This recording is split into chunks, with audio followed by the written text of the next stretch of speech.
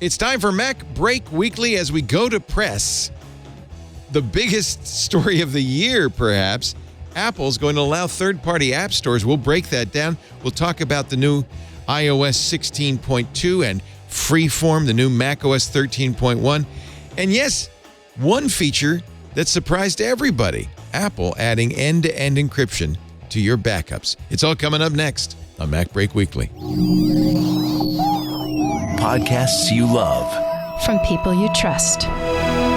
This is TWiT. This is MacBreak Weekly, episode 848, recorded Tuesday, December 13th, 2022. Leo in the club.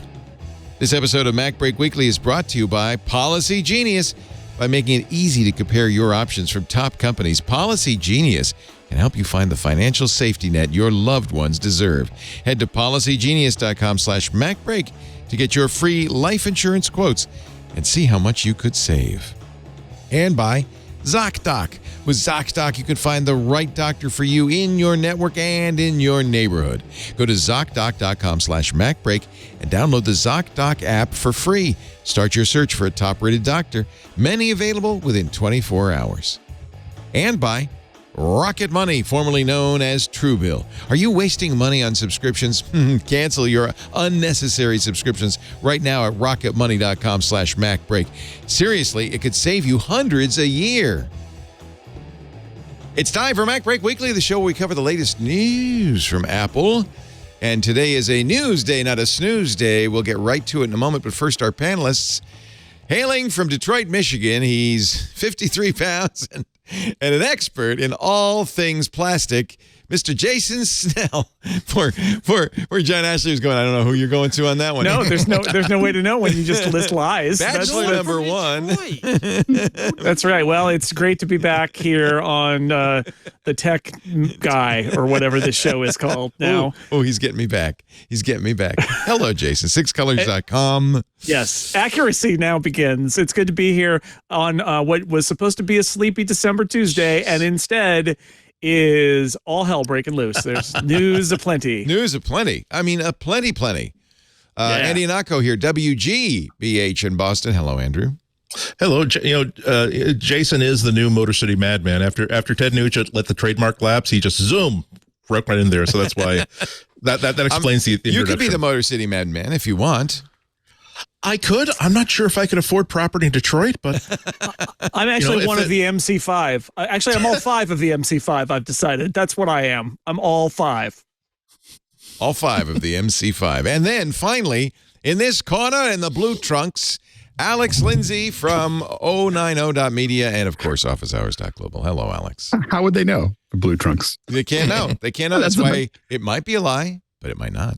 It's the best part of online shenanigans. Don't you dare make us show our pants, Leo. No, don't you dare don't do it. No one wants to see that. All right, on the count of three, everybody stand up. No, not necessary. All right, so just to let you know, we will cover all of these. There are three big stories this week. There's a breaking story from Mark Gurman that Apple's going to allow third-party app stores. Apple has announced end-to-end encryption and iCloud backups. By the way, Steve Gibson will do a deep dive on that later today. iOS 16.2 is out, as is macOS 13.1 with Freeform. So, I don't know where to start, but I think we should start with a story that just crossed the wire, as they say. Although there is, in fact, no wire. On the terminal, as they say at Bloomberg. It's on the terminal. Where they're weird. Mark Rip Gurman. and read. Filing... it's good we started late, filing at 11:02 Eastern, Pacific rather, which is normally when we would start. Apple to allow outside app stores in overhaul spurred by EU laws. Subhead, major project will help company abide by Digital Markets Act. Apple has planned sideloading as a threat to use, or as panned sideloading. Remember the strong comments from Tim Cook and others saying, oh my God, sideloading is a security nightmare. Well, maybe that's what's going to happen. So let's dive in, because I haven't really had a chance to read this. Has anybody been reading while we've been futzing? Yeah, a little bit. It is first. This is Mark Gurman. He has great track record, great results. I think that we should believe this story. I think it's also very interesting that it is such high level that it feels like he has very, very good sources, perhaps even official sources here, even though it's is so not an official statement. It's so detailed, down right? to the point of which executive is responsible for which part of this. It definitely, even though the article says a spokesman for the Cupertino, California-based company declined to comment. It really feels like this is almost a press release. The changes underway within Apple are being led by Andreas Wendker, a longtime software engineering vice president, reports to Craig Federighi. Jeff Robin, Apple's top engineering manager for its services, who reports to Eddie Q, is also involved. Go ahead, Jason. Yeah. So the story, as Gurman tells it, and it does seem like this serves Apple in the sense that it does get out there the idea that Apple is considering changes without them committing to anything. And the idea seems to be spurred by this law that is expected to go into effect in 2024 in the EU called the Digital Markets Act, that Apple is going to basically be forced to change some of its business practices in the EU. And another point that Gurman's story makes is that while Apple intends to be sort of like nimble about other laws in other countries, I think the implication there is that if Apple does this, it's going to be where it's mandated by law and nowhere else, which is an interesting thing if that comes to be the case. So the idea here is they're working on the U.S. Yeah, Interesting. It's not. So, but in the EU might be the start of it. Although by the time, one thing that happens is the ball starts rolling, right? So the EU does this and everybody else goes, okay, well, if the EU is going to do that, maybe we should do something like that too. And you may end up in a scenario where the world kind of catches up with the EU. But the big story here is that Apple is apparently putting their engineers to work, and they're grumbling about it, according to Mark Gurman, about like, we've got features to write, and instead we're overhauling the back-end structure of the operating system to support presumably side-loaded app stores and other apps, and then the ability to have basically third-party app stores inside of iOS and iPadOS. That's and then huge. Also, it's gigantic. And then also looking at whether that means they also need to offer third-party payments in App Store apps or not, whether that's covered, whether they need to open up iMessage based on the EU regulations. They're apparently not currently planning on doing that and feel that that's not required, nor are they planning on supporting alternative texting, green bubble kind of stuff that Google wants them to do. So that's still a place where they're maybe not going to go full force here. But like the top line is Apple seems to be throughout its engineering group working on a plan by 2024 to be in compliance with the EU regulations. And that means that the App Store can't be the only place you get apps on your iPhone and your iPad. Let me put some meat on the bone before we continue. Some engineers, according to Gurman, are working on the plan, also see it as a distraction from typical day-to-day development of future features. According to The People, the company is aiming for the changes to be ready as part of an update to next year's iOS 17. So that's about a year out, which would be in line with requirements. To help protect against unsafe apps, Apple is discussing the idea of mandating certain security requirements even if software is distributed outside its store.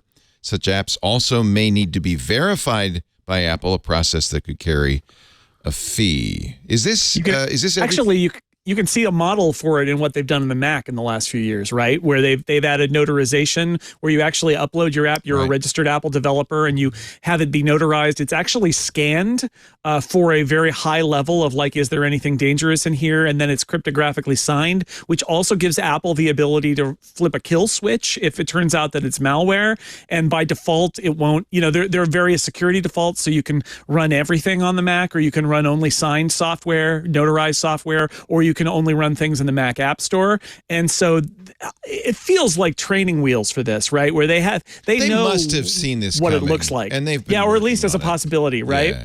Yeah. According to Gurman, Apple has not made a final decision on whether to comply with one component of the Digital Market Act that allows developers to install third-party payment systems. That is still up in the air. And Apple's also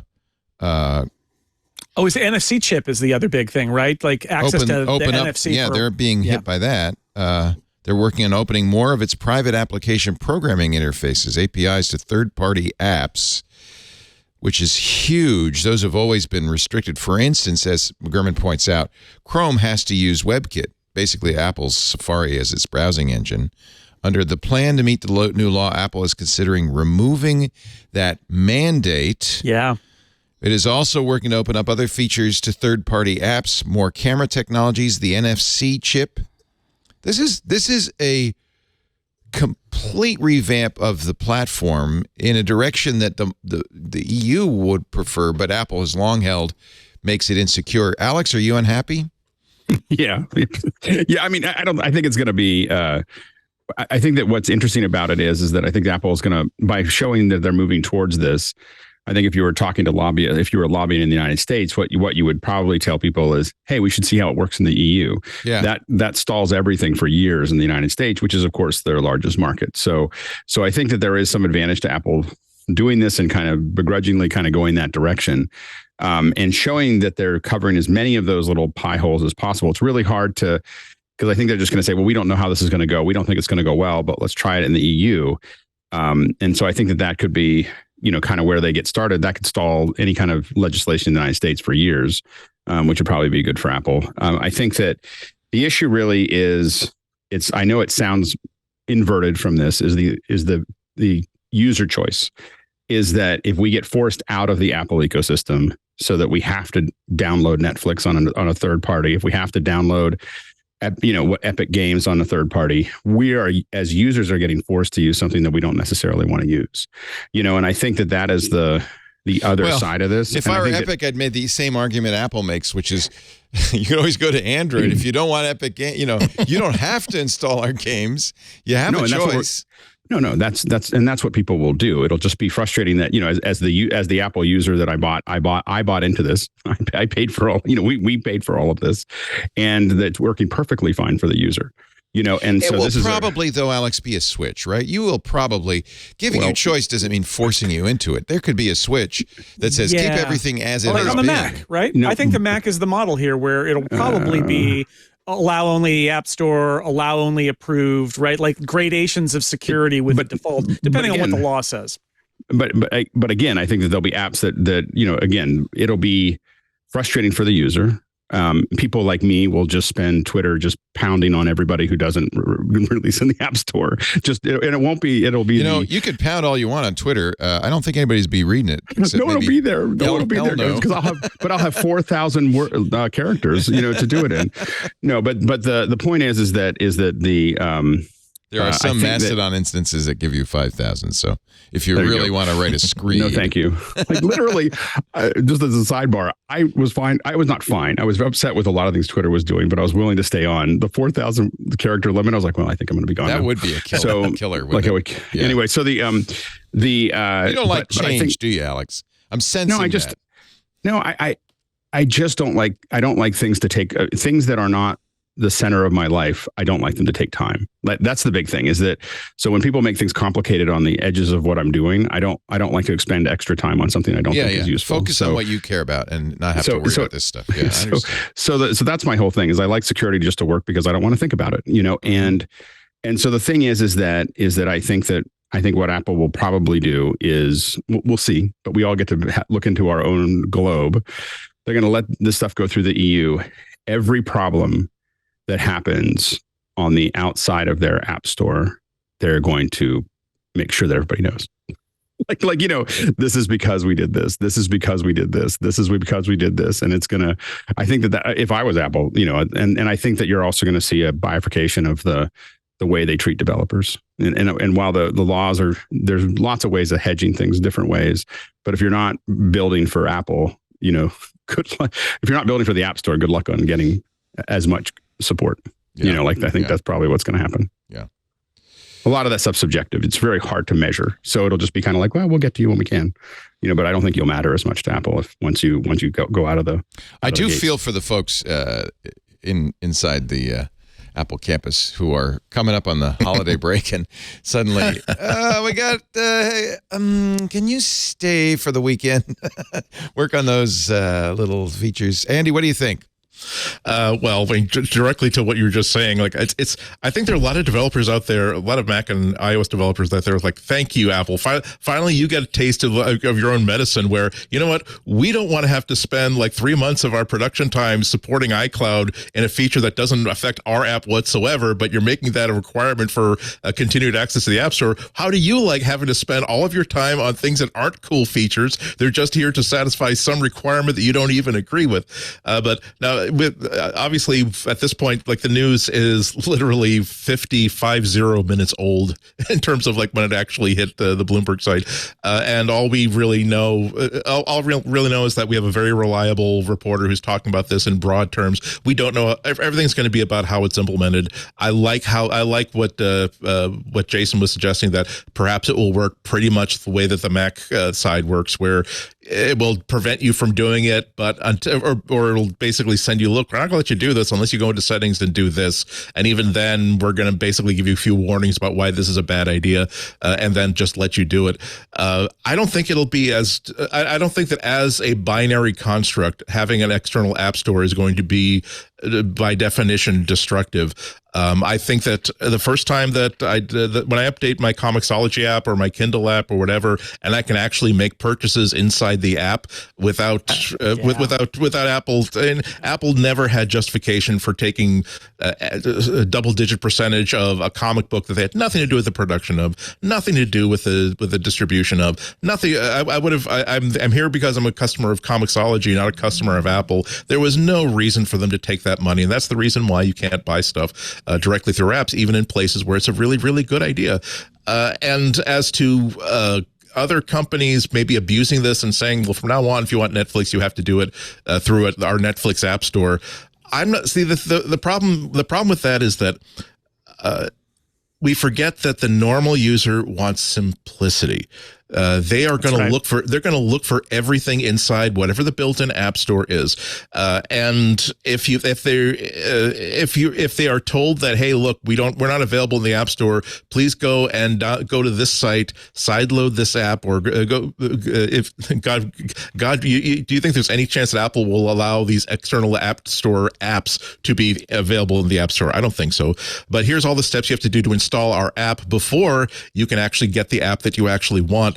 I don't think that's going to really fly for a lot of people. It's safe to assume Apple will do the absolute minimum required by law. Is that what you're saying? I think. Well, no. I think they'll do it to comply. They really are facing the facts that this is not a proposed thing. This is now an actual thing. And if they want to continue to be able to do business, they are going to have to be ready to pull the pull the switch on this if they have to. Now, as to the idea of Apple blaming everything on, well, this is why things are going wrong, that is typical like huge corporation behavior. Just like if you want to close down a bunch of stores that are underperforming, say it's because of shoplifting. If you want to increase the price of your content, say it's because of piracy. These are things that you probably wanted to do anyway, but now you're going to use this. You're not going to say that it's not because we're no good, unfair, mean-spirited Sputniks. It's because, oh gosh, we tried it. Look how horrible these things are working. I would love to see Apple expand this if it works. I do believe it's going to work, and I do also believe that once it's up and running in the EU, so long as I believe they're going to get it up and running in the EU, the world is not going to come to an end. And they're going to have one less reason when well-meaning lawmakers in the United States say, why are you not allowing app stores here? You actually made it work in other places, and now we have the data that said that the world continues to spin. There are a couple of sharp edges that need to be sanded down, but it works. Why are you not doing it here too? It's going to make it that much more difficult. So the fact that they're actually giving those proposed laws that extra push to say we don't have the excuse that we don't know how to do this, that shows how much Apple is confronting that this is going to be a fact of life, as opposed to something that can continue to hope to wish into the cornfield, so to speak. And on the other side of the risk is if anything goes wrong in the EU, it'll be dead for everywhere forever. like if it unwraps, Apple will. I know I'd spin the whole thing up into make the EU look stupid, make the whole thing look dumb. Remember, legislation is in the Congress right now, the Open App Markets Act. Yeah. And that could be sped through, but I think you're right. Apple will probably make the case. Let's just wait and see how it goes. Right, and again, if they can use, I think that they can use their actions here to stall that into along until it's not really there anymore. Reactions starting to come in to Gurman's initial tweet. Florian Mueller of Foss Patents says Epic Games Store, Steam, Microsoft Store, possibly an Amazon App Store, etc., will come to iOS, at least in the EU. If Congress passes the Open App Markets Act, sooner or later it will happen. Tim Sweeney, Epic will defeat the evil empire sooner or later. Oh, spare me. Now, there's also tweets from people who are not so happy. Sebastian DeWitt immediately tweeted, as a developer, just sucks. It's not going to make things better for us, just more complicated. Same goes for consumers. Sideloading is perhaps fine, but this sounds awful. DeWitt is the Halide, very famous Halide camera designer.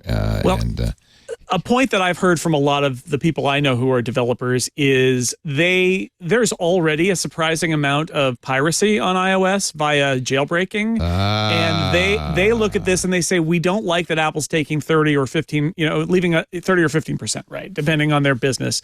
But if this happens, it will increase the ease at which pirated iOS software will be handed around, and they don't love that, right? Like, whereas for Tim Sweeney, right, it's like, oh man, I control all my in-app purchases of all my games. I'm going to make a lot of money. It's going to have different impacts on different levels of developer, and I think some small developers could actually be really harmed by this. And in terms of the user story, yeah, I think Andy's exactly right. People like simplicity. We've actually seen it happen on Android, where I believe Epic Games left the Play Store because they were going to take their ball and go home. They came back with their ball. That's actually a sordid saga, which is because Sweeney and Epic did not want to pay the VIG to Google. They couldn't do this on Apple, but they could do it on Google. They allowed sideloading. Within a few days of allowing sideloading of Fortnite, malicious copies of Fortnite appeared, and people were getting infected. I think they also, reading between the lines, but I think they also discovered that this wasn't a great path to revenue. Yeah, it really hurt their sales because so many people, like Andy said, really do prefer the simplicity of it. And if you look on the Mac, again, I keep bringing it back to the Mac here, but the way Apple has approached this on the Mac is they are really good at writing scary dialogue boxes that warn you that if you're going to turn this thing on, everything will happen. That cats and dogs are going to rain from the sky. It's very bad. And some people will still do it. And there will also be shady apps that walk you through the process of saying, oh, no, turn off your security. That's what you need. And they're going to get behind it. But some people will do it and some people won't do it. And, I think most people won't. Most people won't bother. But if there's a motivation to do it, the beauty of this, and the thing that I'm actually most excited about, is the idea that there are whole classes of apps, whether it is, alternate browser engines, or virtualization is one of those things that I always keep thinking of. And who knows what other kinds of apps, where Apple basically said, no, forget it. You can never do that on our platforms. And how many wonderful apps that it might have actually accrued value to the Apple platform if Apple had allowed it, but they just refused, might bloom here, where that's going to make it worth it to turn off the protection because you want to go get a different browser engine, or you want to run an emulator, and you'll be able to do it. Like, I've got an M1 and an M2 iPad, right? Like, emulating software on there is something that's completely possible and done by a jailbreak. You can do it now, but like, I haven't bothered to jailbreak, but I would be interested in sideloading some of that stuff. Let me show you what it looks like, just for people who don't have any experience of this. This is a Pixel 7, so this is what it looks like on Android. You can't just sideload. You have to first go into the settings. Yeah. And go down to security, and you have to enable sideloading.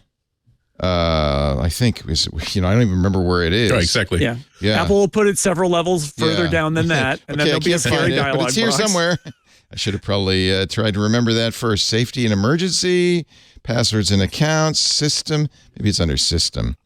Do you remember? Do you remember, Andy? You using a Pixel phone? Jeez. All right. I'll just search. But I don't even know what it would be called. It's not called sideload. No. Let's allow applications from. Yeah. Third party, maybe? Yeah, now this happens. It's funny. My wife actually just did this yesterday because she's a librarian, and a patron brought in an Amazon Fire tablet, and what is it? Overdrive is no longer supported, but there's the Libby app. But but Amazon, for obvious reasons, doesn't want you checking out books from the library and hasn't put it in the Amazon App Store. And so my wife, who is not a super technical person, she said I sideloaded an Android app today because that's what they had to do is sideload Libby in order to get it on that patron's Fire tablet. Well, clearly this is a terrible experience. I've done it, but for the life of me, this don't know where they've is the point, hidden it. right? Yeah. Is like, let's not get ahead of ourselves here. Apple has shown that in all cases where it's forced to do something by law, it will do it to the minimum extent required. Right. It will drag its heels and it will make it painful. So to the extent that it's possible to make it hard to find that switch, to the extent that it's possible to scare you with the dialog box, to make it inconvenient when you open it, that you have to like do a second approval and put in your password and all those things,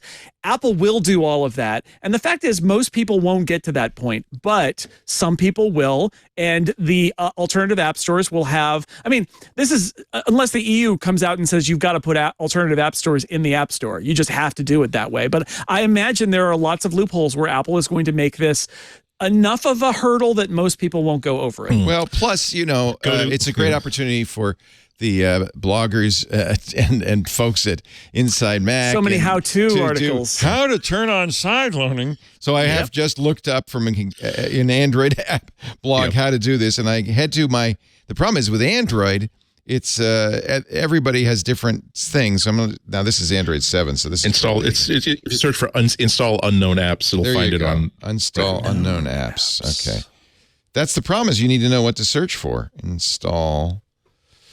And where is it, Andy? I guess it's different on every phone, but this is the official. Here it is. Under apps, special app access. So you're giving an app permission to install other apps. Right. So then you install unknown apps. Click that, and then these are the install unknown apps. Huh? Wow! I tell you what. It's not. They've made it a lot harder than it used to be. Yeah, I don't even know how to do it anymore.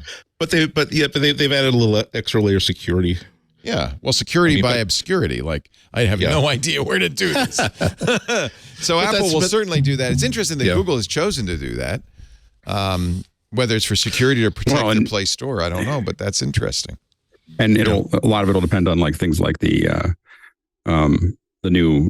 Whatever they call it, XR kit or XR OS or whatever, it doesn't apply to that. It just applies to the phone. The new reality OS. So the thing is that so Apple can set up a whole new set of rules for that. Yeah. So I think that there's a lot of things that, if they can stall legislation, especially in the United States for the next 2 or 3 years, and then they make it hard and it takes another 2 or 3 years, they'll be onto something else by the time it actually matters. So, well, I mean, it's a basic thing. It's about having control of your phone. And as Jason said, there are a whole bunch of apps that I think that are kind of dogmatic on Apple's refusal to allow these apps, these categories of apps to be installed. I mean, there can be security issues, security considerations installing certain kinds of apps, but nonetheless, it's time to revisit those kind of questions.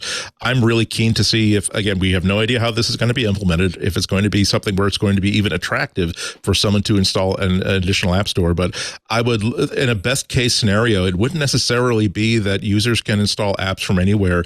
It's that a developer who has a new app can decide which app store makes the best sense for their product and their company, the way they do business. Just the fact that, by the way, if a team of developers were to get together and design their own app store that is sort of balances not just the user's needs, but also the developer's needs, and says, by the way, if you want to talk directly to your users, we will let you talk directly to your users. If you want to get broad, non-personally identifiable metrics on how people are using your apps, we will let you do that too. We will let you send special offers out on a very, very strict opt-in basis. If they do all this sort of stuff that's basically makes it a better experience for developers to be able to make the apps they want to make, then if Apple has to now compete with another app store Store, where all of a sudden not a large percentage of cool apps are available through external app stores, but enough of them that, wow, I really want Halide, or I really want this one particular app, but it's only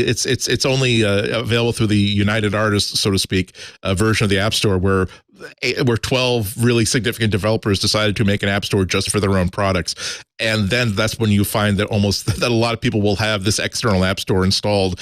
And that's when Apple will say, well, if it cuts into their numbers in a significant way, that's when Apple will say, good news, for no reason whatsoever, we suddenly decided to allow developers to communicate directly with their users. You're welcome. So just to, I don't know how important this is, but the market reaction, Apple's stock basically unchanged by this news, at least so far. Spotify stock up 1.24%, but you know who really went up a lot? And maybe there's other influences.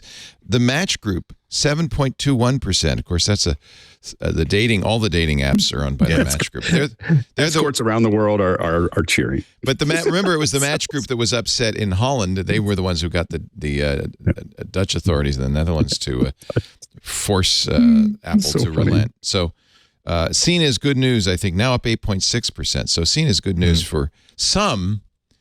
I wonder if Sebastian DeWitt, though, might not feel so bad if he did what you suggested, which is, they could create kind of a humble bundle style app store for like the best possible apps. Yeah.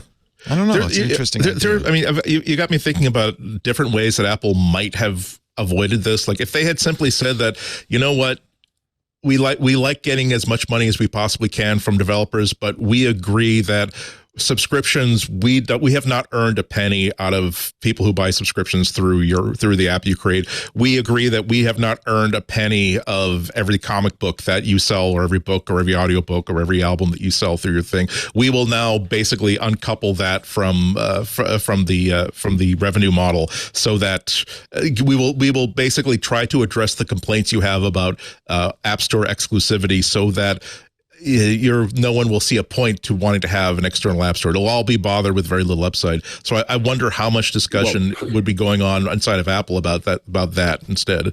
Did you notice? I don't know if you've noticed. I don't know when it happened, but have you seen the points underneath Amazon products? I didn't see that before until like this week, and maybe it just has been there. And a bunch of my Amazon stuff, it has prices, and then underneath it has points. And I was like, oh, what points are is that we don't want to have transaction fees. Points we don't want to have transaction fees. Oh, so this is only when you're doing this in the right now on the web too, or no? It's only in the App Store. I only noticed. I'm just saying that when you start seeing points, or when you start seeing something that isn't a dollar amount, with points, yeah.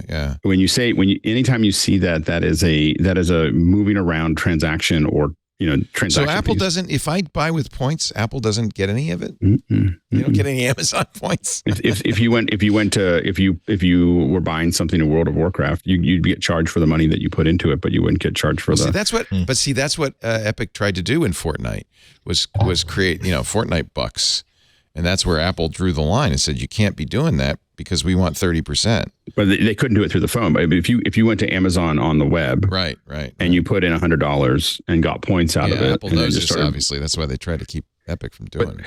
But I don't think. But that's not what Epic wants. It's not what Microsoft wants. Epic wanted to buy. They want to buy through the stores. They want to have a store. Yeah, the whole, not just we don't have to give Apple 30%. They want to have their own store, and in fact, they want to get their own 15%. They get their own 15%. A lot of this is over. The big thing with Epic is it's an existential.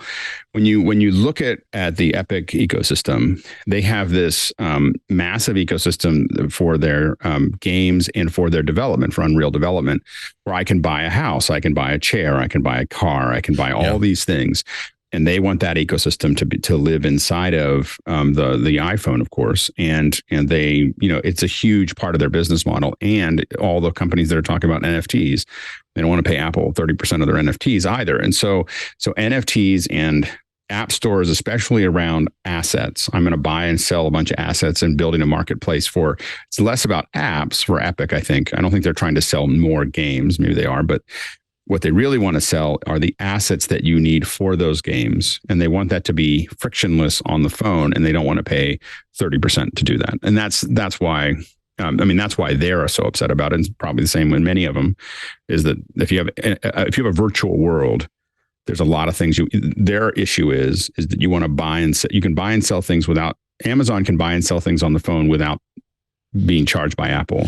But that's not unreasonable. If I created let's say a virtual reality world called, I don't know, Third Life, and we had in Third Life stores, and you could buy, furry outfits and house appliances and stuff. Why should Apple get a piece of all those transactions if really the vast effort was to create this whole Third Life ecosystem? It should have its own ecosystem, shouldn't it? Yeah, but the thing is they built the platform that made it possible. Yeah, I think that only goes so far. That only goes so far. It's Netflix, says, yeah, you built the platform that makes it possible. Except we're the ones streaming all this stuff. Same thing with Spotify.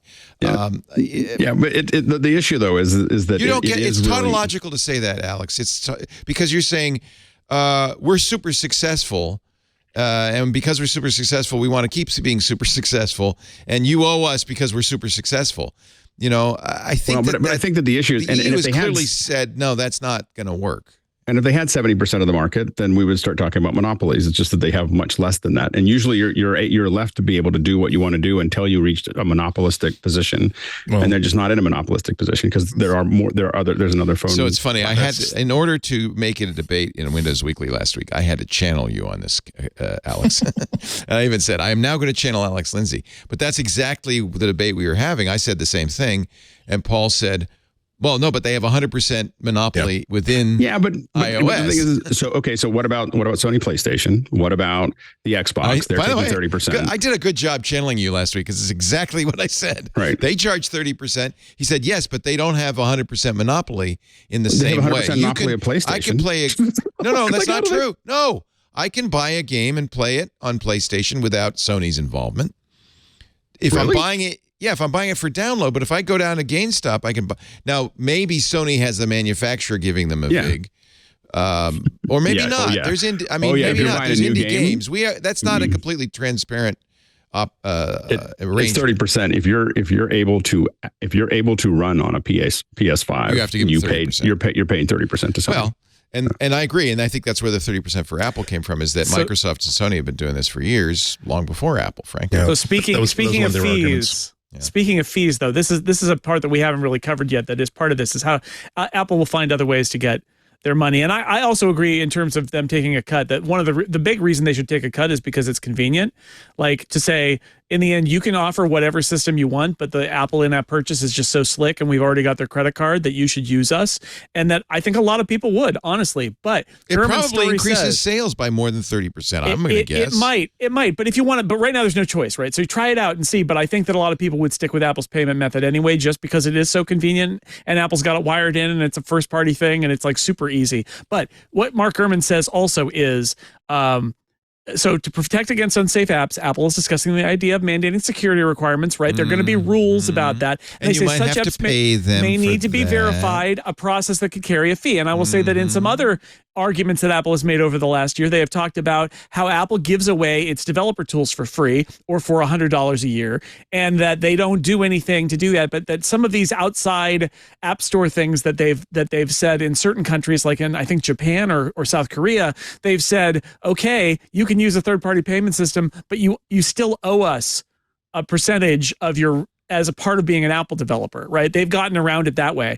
So when Mark Gurman mentions a fee here, let's keep in mind Apple will try to find a way to recoup some money from people who try to avoid Apple systems. And I'm unclear about what that might be, but some options are they might say anybody who uses the iOS developer kit owes them a certain percentage of their revenue. Which by the way, if you use Unreal, once you go over $1 million of revenue, you owe them 5%. Yeah, so that's a possibility. Another possibility is that they might actually say to become a member of the program, you have to, and based on the number of downloads or whatever, you have to enter into Apple's developer program or Apple's integrity program at a certain level that's based on the amount of revenue your company generates from the platform. And they might say, okay, you can sell as many as you like, but because of the level that you reached, you owe us $10,000 a year or $100,000 a year or whatever. So they're going to try to find ways to make the money a different way if they can. And that's more of a concern for Tim Sweeney probably than anybody else.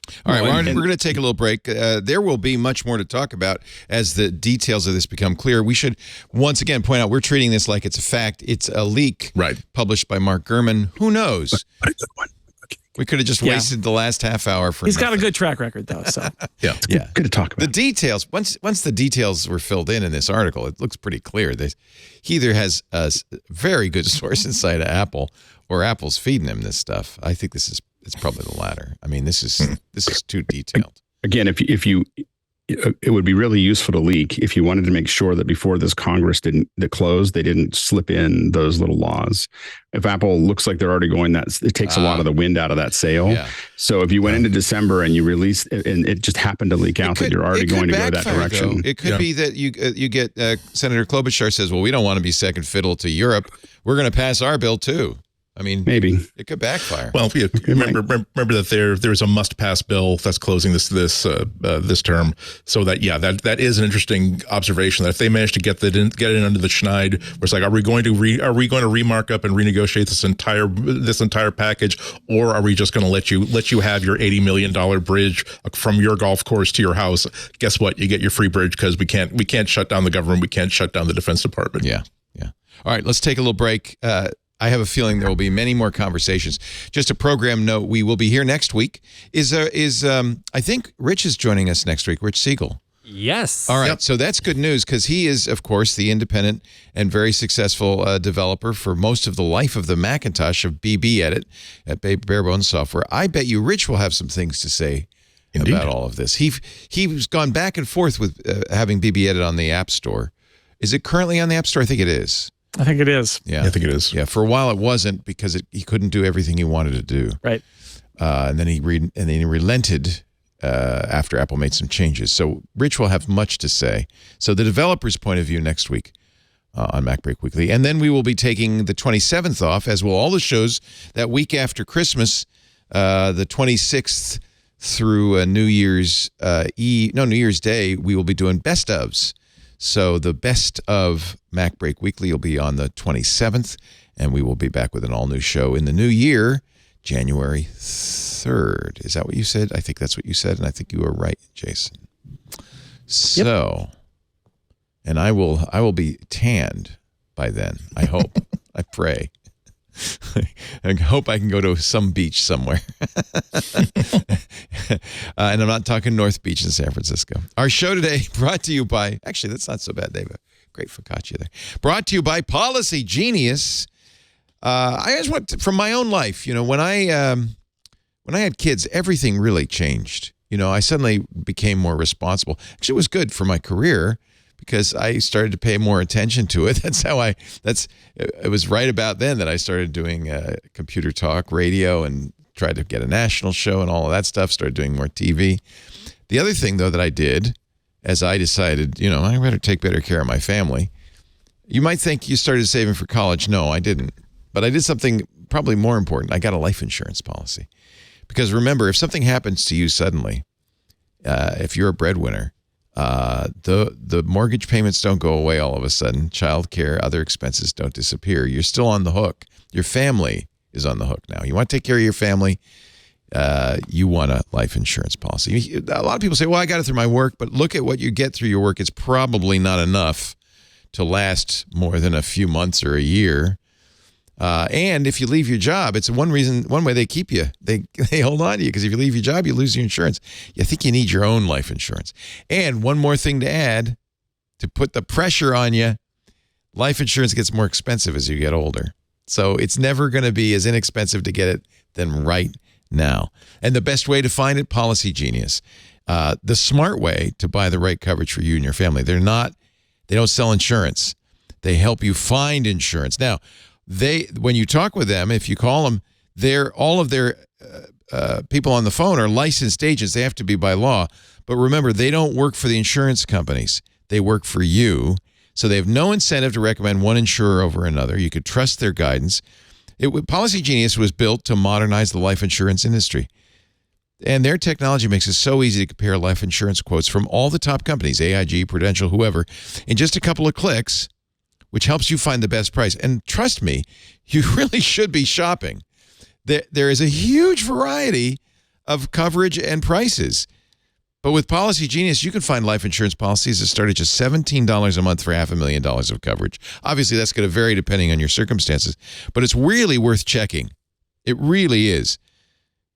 At Policy Genius will help you. They'll walk you through it. There are no added fees. Your personal info is kept private. No wonder they have thousands of 5-star reviews on Google and Trustpilot. This is a really good solution. By the way, while you're there, I'm focusing on life insurance because I think it's so important that everybody be thinking about it. They also do home, auto. They've got pet and renter's insurance, lots more. So they will help you find the right coverage from the right company at the right price for all of that. But let's just say your loved ones deserve a financial safety net, and you deserve a smarter way to find it and buy it. Head to policygenius.com/MacBreak. Click, or you can go to the show notes at twit.tv/MBW and click our show page. You'll find a link there. Probably easiest just to type in policygenius.com/MacBreak. And please, I beg of you, so important to use that /MacBreak. That's how they decide whether you heard it here or somewhere else. Get that free life insurance quote. See how much you can save from some real experts who will really help you and not push you, not sell you. policygenius.com/MacBreak. We thank them so much for their support. So that was just one of the 3 huge stories. Later today, Steve Gibson tells me he's going to talk about Apple's promise to add end-to-end encryption to iCloud backups. He will give us a more technical break. But this is another huge shift from Apple. They've had this capability, it is said, for years, but the FBI talked them out of it because, of course, the FBI would love to be able to see what's in your iCloud. When Apple, in the San Bernardino case, when Apple refused to help the FBI unlock the iPhone of the San Bernardino terrorist, they did say, but if you bring it back to his house, it'll probably sync with iCloud, and we can give you that. Apple has historically, it's come up in many, many cases, been able to give the unencrypted iCloud information to law enforcement. In fact, I guess we've all kind of thought maybe they keep it that way for that reason.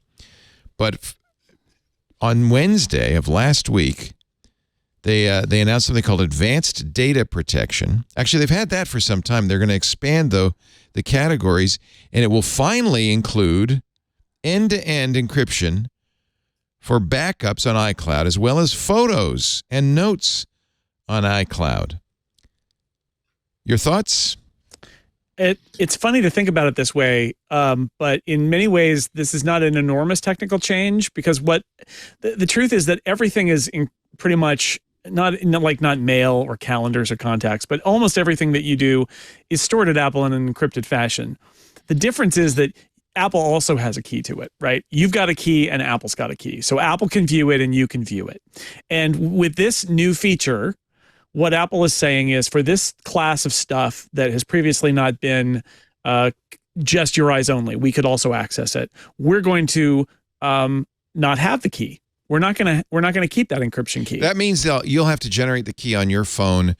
It will be encrypted on your phone and in transit and sit at rest on Apple's servers, but they don't have a key. Only you do on your phone. Right, because what was happening is like those iCloud backups are encrypted. It's just that Apple has a key to decrypt them. Right. And what Apple is saying is, okay, if you turn on this feature, we are throwing away our key. We don't have our key anymore. We should point out this is how Dropbox works. This is how almost all cloud services work the way you've said before, which is that the service has the key. And there are reasons. We've talked about this before in security, and now there are reasons besides simply handing your information over to law enforcement. It gives them more capabilities. If they can see it, they can dedupe, they can do all sorts of stuff. Google does this. Google scans for CSAM on your Google Drive. This is well known. That's because they have the keys. And it's funny because there's actually some information that is not encrypted. My understanding is actually a lot of the fingerprinting, the deduping. Apple, that metadata is not necessarily encrypted. So Apple can still do deduping, but they can't see what the file is, which is interesting. So they could see certain attributes of the file, I guess. Right, which means that they could potentially do CSAM scanning if they wanted to. But the side issue, like the big issue here is what they're saying is if you flip that switch, a couple of things are happening. We don't have your key anymore, which has a huge impact on a lot of people who lose their phone or they forget their password and they can't get into their system. And right now they call up and say, and it's a proverbial story, but it's totally happened, which is I lost all the pictures of my grandkids because I lost my phone, and Apple takes them through a process and unlocks their account. Or my mom died, and I would like to get into her stuff so I can settle her estate. So Apple added a thing called the legacy contact, which actually allows you and Apple to work together to unlock a third-party account. This is actually, part of this is an extension of that. So now if Apple throws away their key and you're like, well, now if you lose your stuff, you lose it forever. And there's no way to go talk to Apple about resetting it because part of the deal here is that we can't do that now. But they have the system that is similar to the legacy contact where you basically can say, I want to identify an Apple ID and say that they can work with Apple and me all together. They've got a piece of the key. Apple's got a piece of the key. If they work together, they can unlock my account for me. So or by the you way, can print out a giant string. I just uploaded or downloaded rather the latest 16.2, and it is now on. Yeah. So they are distributing this now in the U.S. Yeah. Here I am on the screen that says advanced data protection, and it's all of those things, just as it shows in the Verge article. And you can turn it on. But Apple says because Apple will not have the keys required to recover your data, you will be guided through verification of your recovery methods in case you ever lose access to your account. In other words, because they're going to try to make you. Can you zoom in a little bit on that? They're not going to let you turn this on without having that backup because they know that this kind of thing happens. So and if you don't have a person you trust with this, you can do that thing that a lot of other sites will let you do. Like 1Password did that, and I have that somewhere. Is the long code that you can put in the safety deposit box, and if you enter in that code, it will also unlock your account. It's an alternate key. This is but for most people, you use another person. In order to do this, you have to make sure. So I've only updated this phone. Yes. You have to have everything updated. Your Apple TV, all your devices, your HomePods, your iPads, your everything, your watches. Every single device that's attached to your Apple ID, which is why this is probably a 2023 or let's be honest, 2024 kind of thing. I even have to update to the latest version of iCloud for Windows.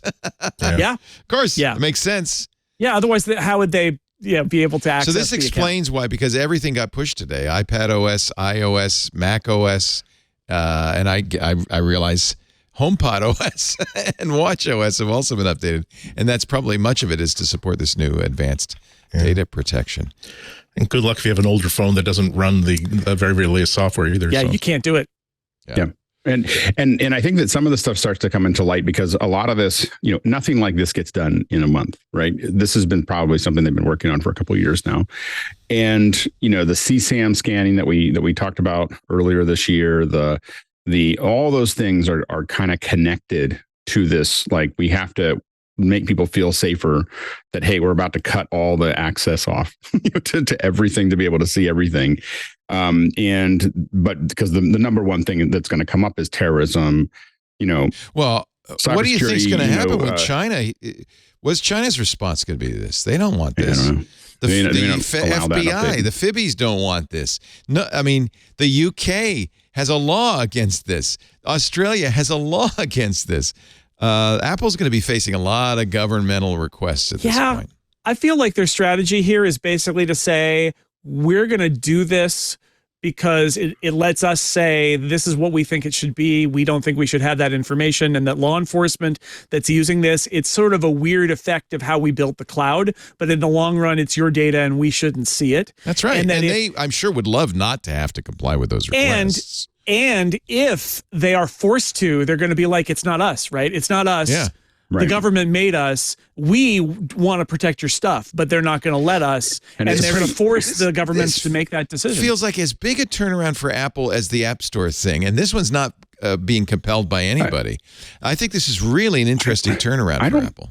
I don't think it's a turnaround. I think it's just an evolution. I think that this is where Apple, Apple, again, if Apple did everything it wanted to do around our own personal security, people would get freaked out because they're going to lock this whole thing down. They're going to keep on locking things down. They're going to keep, what they're doing is they're kind of closing one hatch real slowly. It's what we call sneaking up to a horse. Horse won't, if you don't move very fast, the horse doesn't know you're coming. I disagree. I think Apple didn't want to do this. Clearly they didn't. They've had this technology for years. I don't think they wanted to do this, but I think they had to, because at this point, this isn't a way to just, don't worry about the ads we're selling and the information we're gathering. See, we really do care. There was this tendency over the last few weeks, we've talked about it, to start thinking Apple's only paying lip service to privacy. So by doing this, maybe they always wanted to, but by finally saying, we're going to take a chance with the U.S. government, the Chinese government, the English government, and we're going to do it. Because it does really, at this point now, you say, yeah, I guess Apple does care about our privacy. But we've talked about this for a couple of months, but to do what they're talking about is $100 million in 3 years of work. Like it's not like, this isn't like hey, let someone close this off or do whatever. For them to actually release it is an enormous amount of money. Especially because I'm sure they're really conservative. Right. It's probably closer to billions of dollars to make the infrastructure change that we're talking about at the scale that Apple does. In any of this stuff, this is the kind of thing that can't fail. So it can't be like we're just going to throw it out and see how it goes. It has to be, very slowly tested and managed by very large teams. This is a massive operation to do this. And so this is not something they just decided to do this fall. This is something they decided to do in like 2018 or 2015. Yeah, I think that they had to get the weather report very, very, very carefully before they did that. Meaning that what if they put in all this time and all this trouble and all this effort and all this risk to our current way of doing things, only to find out that, hey, right now, and looks like Congress is about to pass a law that makes it impossible for us to do this. That's a waste of time and money. Also the ability to make sure that they can support this correctly. They're going to have a lot of people who are going to be, if they had lost their phones, as we were saying before, if a loved one had passed away and they had not set plans for what happens to their data after they go, Apple had a long bureaucratic paperwork involving process to get that data and those photos back, but at least it existed. Now they're just going to have to tell a lot of people that, I'm sorry, all of your Christmas videos from 10 years, so the past 10 years are just gone and there's no way we can get them back. But finally, this has always been something that has kind of bothered me, that there is always this big loophole, and we think that privacy is a basic human right. If they can lock down our backups, why are they not doing so? And what is their reasoning for not doing so? Because it's not just privacy against being observed by companies or other people. Privacy is privacy for everybody. Our privacy against our own governments is just as important as our privacy against our employers, privacy against Google and Facebook and all these other people. So it's no good if you're just saying that we're not going to defend your privacy against the people who have the greatest amount of power over you, which is, again, the people who own the army, the people who own the police. According to Reuters, in 2018, 4 years ago, Apple was planning to do this. I remember this story very well. We talked about it. And according to Reuters, who had said that we have 6 sources that said the FBI asked them not to, and they did not. So I think it's BS to say, oh, yeah, Apple it took all this time. We had to really do it right. Apple was willing to do it and wanted to do it because obviously they don't want to hand over this information. And the FBI asked them not to. And so you're giving an awful lot of credit that I don't think they deserve. I think this is something I give them credit now. I don't know what's changed, except that I would say what's changed is the reputation. If they're ready to do it in 2018, it just means that they were working on it in 2015. This is not a minor thing. Well, I know. I'm just pointing out, unless Reuters got this completely wrong, which is possible, that they could have done this 4 years ago and didn't. So they had, the thing is you got to find the right time to do it. And then you have all the other implementations. You have to piece all these things together over time. I think that the thing is you have to say, okay, we have some kind of CSAM scanning. We have this thing. You can see that those pieces make more sense in the context of we're going to close everything off, and so I think that there's a lot of things that have to get put into place. And you can't do it after something that when the FBI is rattling sabers is not the time to release the product. According to one current, this is a story from 2020 in Reuters. More than 2 years ago, Apple told the FBI it planned to offer users end-to-end encryption when storing their phone data on iCloud, according to one current and 3 former FBI officials and one current and former Apple employee. Under that plan, primarily designed to thwart hackers, Apple would no longer have a key. This is exactly what they've done. In private talks with Apple soon after, representatives of the FBI's cybercrime agents and its operational technology division objected to the plan, arguing it would deny them the most effective means, blah, blah, blah. When Apple spoke privately to the FBI about its work on phone security the following year, the end-to-end encryption plan had been dropped. Maybe they dropped it because it was too hard or they weren't ready, but it sure sounds like the FBI talked them out of it. And that was in 2018. And also the incoming Congress is not FBI friendly. And so the thing is that they're not, so the other thing is that they've made, obviously they put their finger to the wind at some point and said, I think we can get away with it now. Because now with the Republican Congress, there's no laws that are going to go in that are going to, give the FBI any more control than they have now. And so the thing is if you're going to drop something, you drop it right now. so it's the timing isn't. You know what else they dropped, which is very interesting, is their plan to scan on your phone for CSAM, which was very controversial. Well, a lot of us didn't like it. Yeah. Again, we understand what they're coming to. It just felt weird, Yeah. No, we know it was a bad idea, but it's interesting that they've now said, first they said we're going to delay it. They have now said, no, we're not going to do it. They also say they're improving two-factor authentication by allowing users to use hardware keys like YubiKeys, which I use, early next year. Furthermore, you can put recovery information, in fact, probably should, you'll get recovery codes. You should probably put those somewhere safe, like in a password manager. Maybe even print them out and put them in a safe, because there is no more recourse to Apple. And I think if you want to be generous to Apple, you could say that was the reason they didn't do it, not the FBI, but just that it was going to be hard on users because I'm sure they get, thousands of requests every year from people who've lost their, I think that story you quoted, Leo, they said they intended to do it, right? So I don't think it was ready then, but it was on their roadmap, and then the FBI tried to talk them out of it. It looks to me like a year later it was off the roadmap. So or they weren't talking about it with the FBI, right? But that legacy contact feature, that's basically this, right? That is a part of this, which is if we're going to do end-to-end encryption down the road, we got to find alternate ways for them to decrypt their account because otherwise, it's just way too dangerous if Apple can't do it. Somebody else needs to. So they came up with this idea and they rolled it out first as the legacy so that a trusted person could go to Apple and say, this person has died. I need to get into their account. And they work through it and they've been authorized and it happens. Right? But that same flow is basically what happens for this. So they were building the pieces in the background, I think. But yeah, they all also politically. Somebody asked me the other day, why announce this now and not at WWDC? And I thought, this is the kind of thing you don't announce where you give governments and law enforcement lots of time to think about it, really, right? Like you announce it now and roll it out and then say, now tell me what you're going to do about it. And, China may do that and the US may do that and who knows, but it's not the thing you give people 6 months to think about. And so they didn't. Yeah.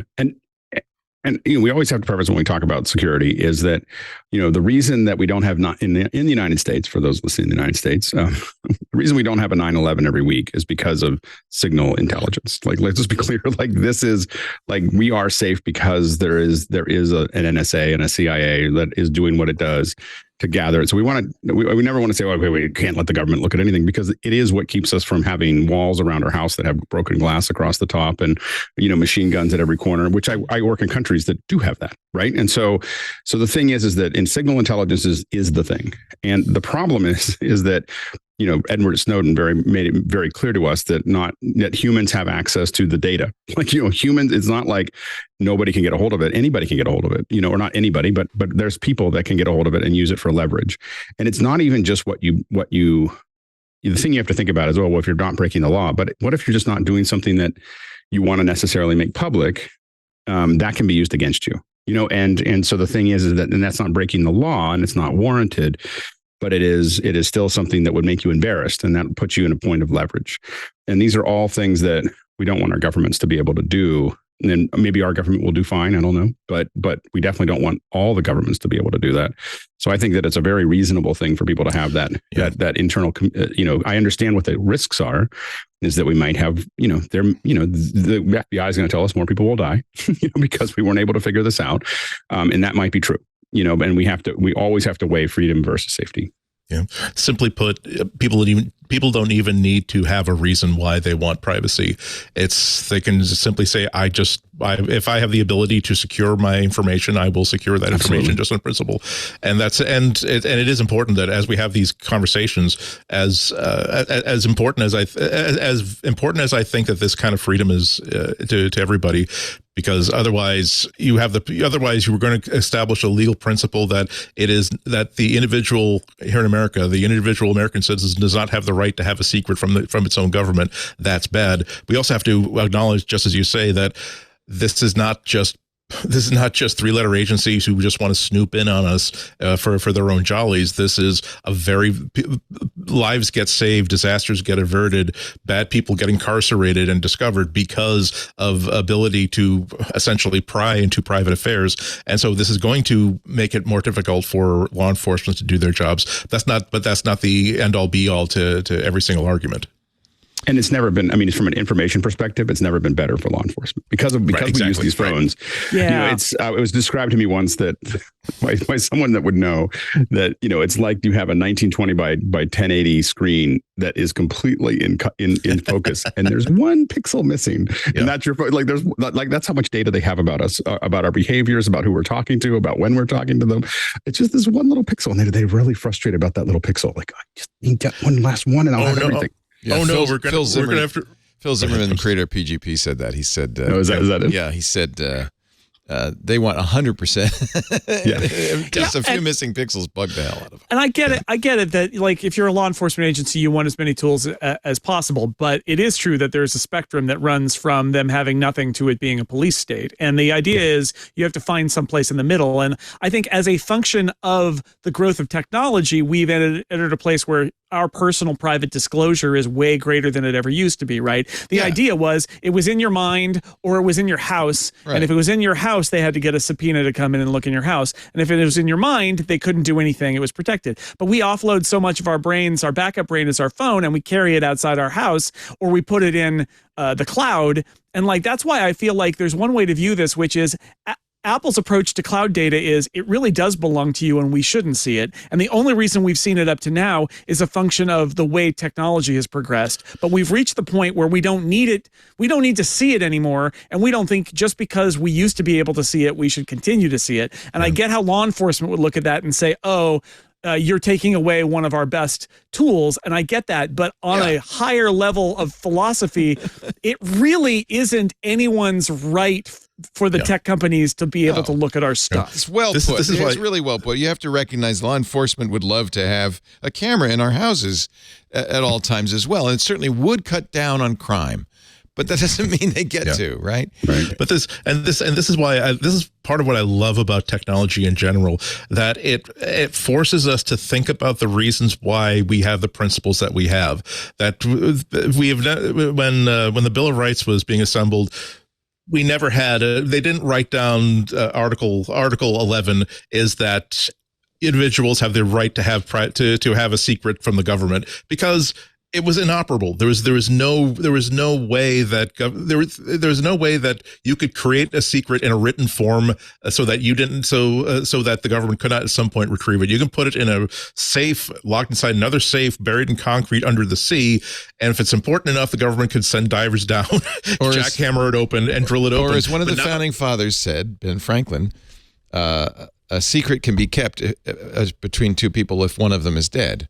Right, and now we have the technology to have a secret that's written down as part of storage, so that I have a gigabyte worth of secrets that the government has no ability to they can have it on a keychain on a drive on my keychain, and the government can get the keychain, but they can't get into that secret. And now it's frustrating to them to think that, but it's right there, it's a file. We don't have to interrogate him. He doesn't have to plead. The Fifth Amendment has nothing to do with this. It's a file. We should be able to open open this file. So that, and this is why, again, it comes down to the discussion. Do we want to think that there is an unwritten article in the Bill of Rights that says that we have the right to keep something secret from the government, that the government does not have a right to every single record that we write down, if that's true, what is privacy anyway? Let me get Ben Franklin's quote correct. 3 can keep a secret if 2 of them are dead. There you go. Thank you.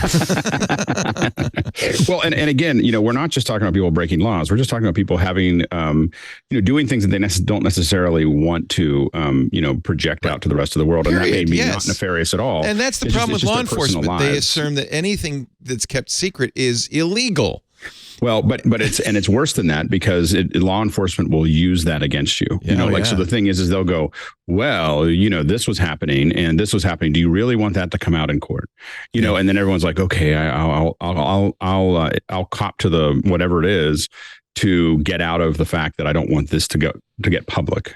So I think that's where you get leveraged by having information that's there. And so I think it's a great thing. I think that, a lot of governments are going to fight it, but I think it's going to be really unpopular. Like, now that it's available, it's one thing that it was theoretical, but now that people have it, they're going to be like, well, why can't I have that? Why should I? It didn't take long. Didn't take long. The last Wednesday, late Wednesday, the FBI said literally a few hours later, it was deeply concerned with the threat end-to-end and user-only access encryption poses. This hinders our ability to protect the American people from criminal acts ranging from cyber attacks and violence against children to drug trafficking, organized crime, and terrorism. In this age of cybersecurity and demands for security by design, the FBI and law enforcement partners need lawful access by design. And the reality is, again, if it doesn't happen in the next 6 weeks, it's not going to happen in the next 2 years. So it's so I think that Apple picked a pretty good time to put it in. Yeah. I mean, everybody but law enforcement and the Chinese government think this is a great idea. I wonder if this is, by the way, going to be the most interesting part of this to me. Apple has basically given in to the Chinese government at every step of the way. Will this be the line in the sand Tim Cook does not want to cross? I doubt it. I doubt it. Yeah. This isn't going to be the one this is not going to be the rocky he dies on. Yeah. All right, let's take a little break. Come back. Okay, the third of the giant stories of the week. Freeform and Apple Music Sing are here. We're going to do some karaoke. No, please no. No? Come on. Oh, maybe. Right. Come on. Been a long time, been a long time, been lonely, a long, lonely time. Lonely time. Okay, maybe we won't. Okay. Andy and I will do it privately. Our show today brought to you by ZocDoc. I just used ZocDoc, as a matter of fact, yesterday. This is such a great service. Before you book any brunch, and I'm excited because Lisa already asked me. I get my first Saturday off in 20 years. On the 2 Saturdays from now. My last radio show is this Saturday. So I'm going to brunch, right? Lisa said, where do you want to have your first brunch? What do? You go to Yelp or Google Reviews, you look at all the reviews, you pore over the menu pictures. Why is it? And when we choose a doctor, we just go, you. I'm looking for a new doctor. Okay. I'm not thrilled with my existing doctor because he's kind of overlooked a few things. And I thought, oh, I know, ZocDoc. With ZocDoc, you can see real verified patient reviews. So that's really handy. So you can find the right doctor in your network and in your neighborhood. Best of all, finding the right doctor is just as easy as finding the best Eggs Benedict. But maybe I would say a little bit more important. All right. I'm just saying, although I am looking forward to my first Eggs Benedict in 20 years. That is going to be fun. ZocDoc is a free app. You think I'm kidding. I'm not. ZocDoc is a free app that shows you doctors who are patient reviewed, take your insurance, and are available when you need them. It was so great. I went to ZocDoc. I chose the specialty I wanted. I'm looking for somebody. Okay, don't laugh at me. But I'm looking for somebody who could do has a geriatric practice, because as I get older, a lot of times doctors, I read this great book, wonderful book called Being Mortal. And he says this is a problem because there are not enough people practicing geriatric medicine anymore. I found one in Petaluma, takes my insurance. available, taking new patients. And I found that all on ZocDoc. You can find that's a crazy one, but you can find any specialist under the sun, whether you're trying to find an orthodontist to straighten some teeth, look out for a chiropractor to fix an achy back, a dermatologist to get your mold checked out, or anything else. ZocDoc has you covered. Even has acupuncture and other non-traditional medicines. ZocDoc's mobile app is easy to use. You search, find, and book doctors with a few taps. I was actually really impressed. I've been talking about ZocDoc for some time. They've been a sponsor for some time, and I finally needed to use them, and it was great. Find and review local doctors. Read, and this is really important, read verified patient reviews from real people who made real appointments. They really do this so that when you walk into the doctor's office, you're going to see someone in your network who gets you, who does it the way you want. Different, I was reading this. Different doctors have, for instance, different ways of explaining things. Some people want a doctor just to tell them what to do. I don't need to know the details. Just tell me what to do. Some people say, I want to know all the information, and different doctors have different styles. You could find one that gives you what you're looking for. ZocDoc.com. Every month, millions of people use ZocDoc. They're there whenever you need to find and book a quality doctor. Go to ZocDoc.com/MacBreak and download the ZocDoc app for free. Please, I know you're going to just go to your phone and download it, but in addition, would you just go to ZocDoc.com/MacBreak so they know you heard us talking about it? Start your search for a top-rated doctor today. Actually, I did it on the website, so it works just fine. Many available within 24 hours. ZocDoc.com/MacBreak. ZocDoc.com/MacBreak. And you can book that doctor and get somebody who is an expert that gives you what you need in the way that you want it. I love that. Thank you, ZocDoc. The good thing about geriatric physicians, somebody's pointing out in the chat room, is they always have openings. And that's terrible. That's terrible. Well, not if they're good. That's a great book. If it's sad because there was going to be a movie about it. I don't know how the movie would be. It's a nonfiction book, and the movie got stopped because Bill Murray did something terrible. Yeah. But the book I highly recommend, Being Mortal by Atul Gawande. He's a physician. It's about our final transition, and some people aren't going to read it because it's depressing. But Lisa read it first, I think, because both of our parents are getting on, and I read it, and what a great book! What a wonderful book! Highly recommend it. It's about being mortal. And one of the things he says is that fewer and fewer physicians are specializing in geriatric medicine, which people my age need. I'm over 65 now. I know I don't look it, do I? Thank you. Thank you very much. It's kind of shouldn't be fishing like that. iOS, let's start with iOS 16.2. It is out today. I'm very excited. I immediately launched it, and welcome to Freeform. The new app is here. Freeform. Yes. Get creative. Sketch out a project, design a mood board, brainstorm ideas, build your board, collaborate with others. It's one of those apps where it starts with a white page, so it'd be great for flashlights. I guess you can, I don't know, maybe you can't do anything. Oh, yeah, there's drawing. Yeah, there's drawing, and you can drag things in and import media and type things and drop sticky notes. It's going to sync to my Mac too, right? Because Freeform's on the Mac as well. Yeah, it's going to sync to all your devices, and I think they built it because they've got these new collaboration tools on the Mac and the iPad especially that are all tied in with iMessage and FaceTime, and they realized that like they didn't actually have an app that's just like an infinite sketch book or whiteboard, and so they built it. And I love that they built this thing because it's not going to set the world on fire or anything, but I love that it's kind of quirky and that they're trying stuff, and it is a fun feature. And on an iPad with Apple Pencil, it's actually really nice because you get to take advantage of all of the infrastructure that they built for like markup and notes involving drawing tools for Apple Pencil. Plus you can drag in links and photos. I just scanned in a document and all sorts of stuff. There's all sorts. This is really cool. Yeah.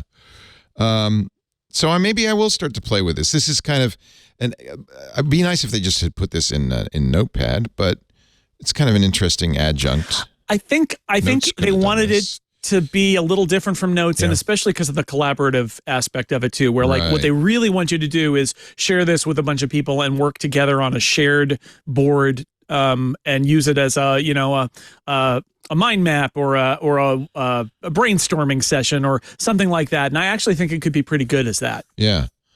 All right. Well, that's just one of the things. We can also sing. I haven't played with this yet. This was the Apple Music thing. So I guess go into Apple Music and Andy and I can play a song and you should get the special control that lets you drop out the oh, there it is. It's in the vocal categories, so we know we can go immediately with Apple Music Sing. It's your turn to be part of the music. What do you want to sing? Let's sing the hits. Let's see. California Love, In the Club. Come on, Andy, you and I should do In the Club. Yeah, here we go. 50 Cent. Is it playing? It is. I can't play the sound, so you're just gonna. But here's the sing part. Control the vocals. My apps are not like that. I'm not sure if we don't know. You find me in the club, bottle full of bub. Look, mammy, I got the X if you into taking drugs. I'm into having sex. I ain't into making love. So, geez, I can't read this. This is terrible. Yeah, I was a little surprised that you picked that one. I was like, I'm going to stay out of that. Not exactly the Muppets. I mean, when I pull up out in front, you see the Benz on dubs. When I roll 20, oh, never mind. I can't keep up. He's very fast. He's a very fast. I would have joined in, but Leo, you were just doing so great on our. I wanted just to sit back and enjoy the rhapsody. Anyway, that's cool. So it shows you the lyrics. You have a choice of what vocals, how much of the vocals you want, and so forth. And now you too can sing 50 Cent. How about something like Dancing Queen by ABBA? That's good. You and I could do that. So you have to press the sing button. Ooh, you can. Ooh, you can dance, you can jive. Oh, and by the way, I wasn't sure, but now I see I can use my phone as the microphone. Right? So that's cool. Oh, here we go. Ooh, you can dance. We're doing it a cappella. You can jive. You can jive, having the time of your life. Ooh, see that girl, watch that scene, digging the dancing queen. I'm trying to sing harmony, but I can't. That's very gonna change my life. I can tell you that right now. It's gonna give you plenty of room on the bus. That'll be for sure. Advanced data protection. We already showed you that. There are some apparently changes to the lock screen. An iPhone 14 Pro's always on display. Do you know what those are, Jason? I don't know what those are. Yeah. Or Andy? Now you can turn off the wallpaper. You can turn off. Oh, that's the one where it's you can like Androidize the always on, so it's less notable. So it's black. Yeah. Actually, that's nice. I actually prefer. In fact, you can see. It's cool that you said Androidize because that's unfortunately I've unlocked it by my face, but it's a very clean thing when you have it locked. Let's lock it and not look at it. It's down here. Well, show my screen too. See, I was going to show so that's the Android look, and now on my screen, that's the iPhone look. So it is Androidizing it. Yeah. I was on the 14 Pro. I have to admit that I'm so used to what a sleeping phone looks like that when I see just looks like the regular lock screen, I'm wondering, should I be turning that off? Did I accidentally turn off a sleep time for this? And yeah, it's nice to have that little communication of no, it's not doing anything and there's nothing wrong. Oh, this is hysterical. I was just looking at the always on screen, and I have a slideshow of Lisa, and it's added some of the stable diffusion. I can't show you some of the stable diffusion pictures to my slideshow because I guess it's always updating it from pictures from my photo gallery, and she's there. So that's good. And I'm going to see AI Lisa every once in a while as well. Actually, it's interesting because Lenza, which I don't know if that's a pick of anybody this week. No, it's not. Lenza, which has become very popular as the generating avatars, is starting to take some heat. Yeah. And I noticed this right away because I did myself first, and they were great. They were nice, normal things. And then I did Lisa, and I can't show you those. Right. They pornified her. Wired magazine had a nice article about this, about how it's about one of its female journalists, about how it tends to come up with hypersexualized nudes, stuff like that. But also things like it's optimized towards it did that white, a little bit dudes. for me So, I mean, I think that's pretty sexy. That's the new Leo, but nothing. That's as bad as it got. Lisa, well, I can't show you now. I think, exactly. I think they might have caught on because on Saturday, I thought, well, let's try it again. I had done this with Lisa on Thursday, and it was pornified, and so we did it with Kim Schaffer, who does our phone answering, and they took it. It was absolutely not pornified. So I think Lenza, you could show these. Yeah, he's asking me. So these are all, and they're fine. They're headshots. You know, they're cute. There's some anime stuff and so forth, but it's pretty straightforward. So not as sexy, a little sexy, but not as completely appallingly sexy.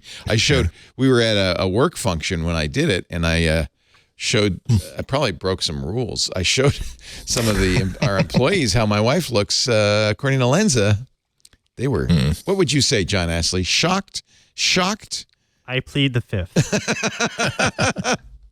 So I think that they Christmas bonuses have not gone out yet. I think that they have. I honestly think they've toned it down. They've immediately toned it down.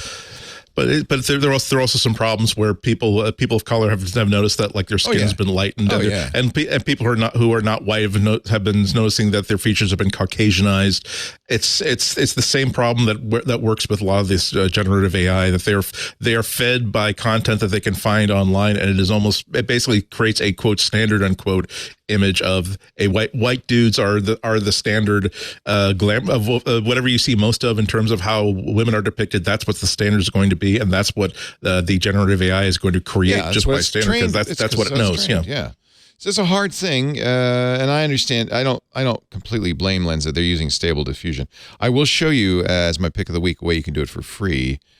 If the iPhone is apparently fast enough to do Stable Diffusion locally, which is kind of amazing. I think it did a pretty good job of my pictures. I'm starting to use these for isn't there like a pretty big cost for that?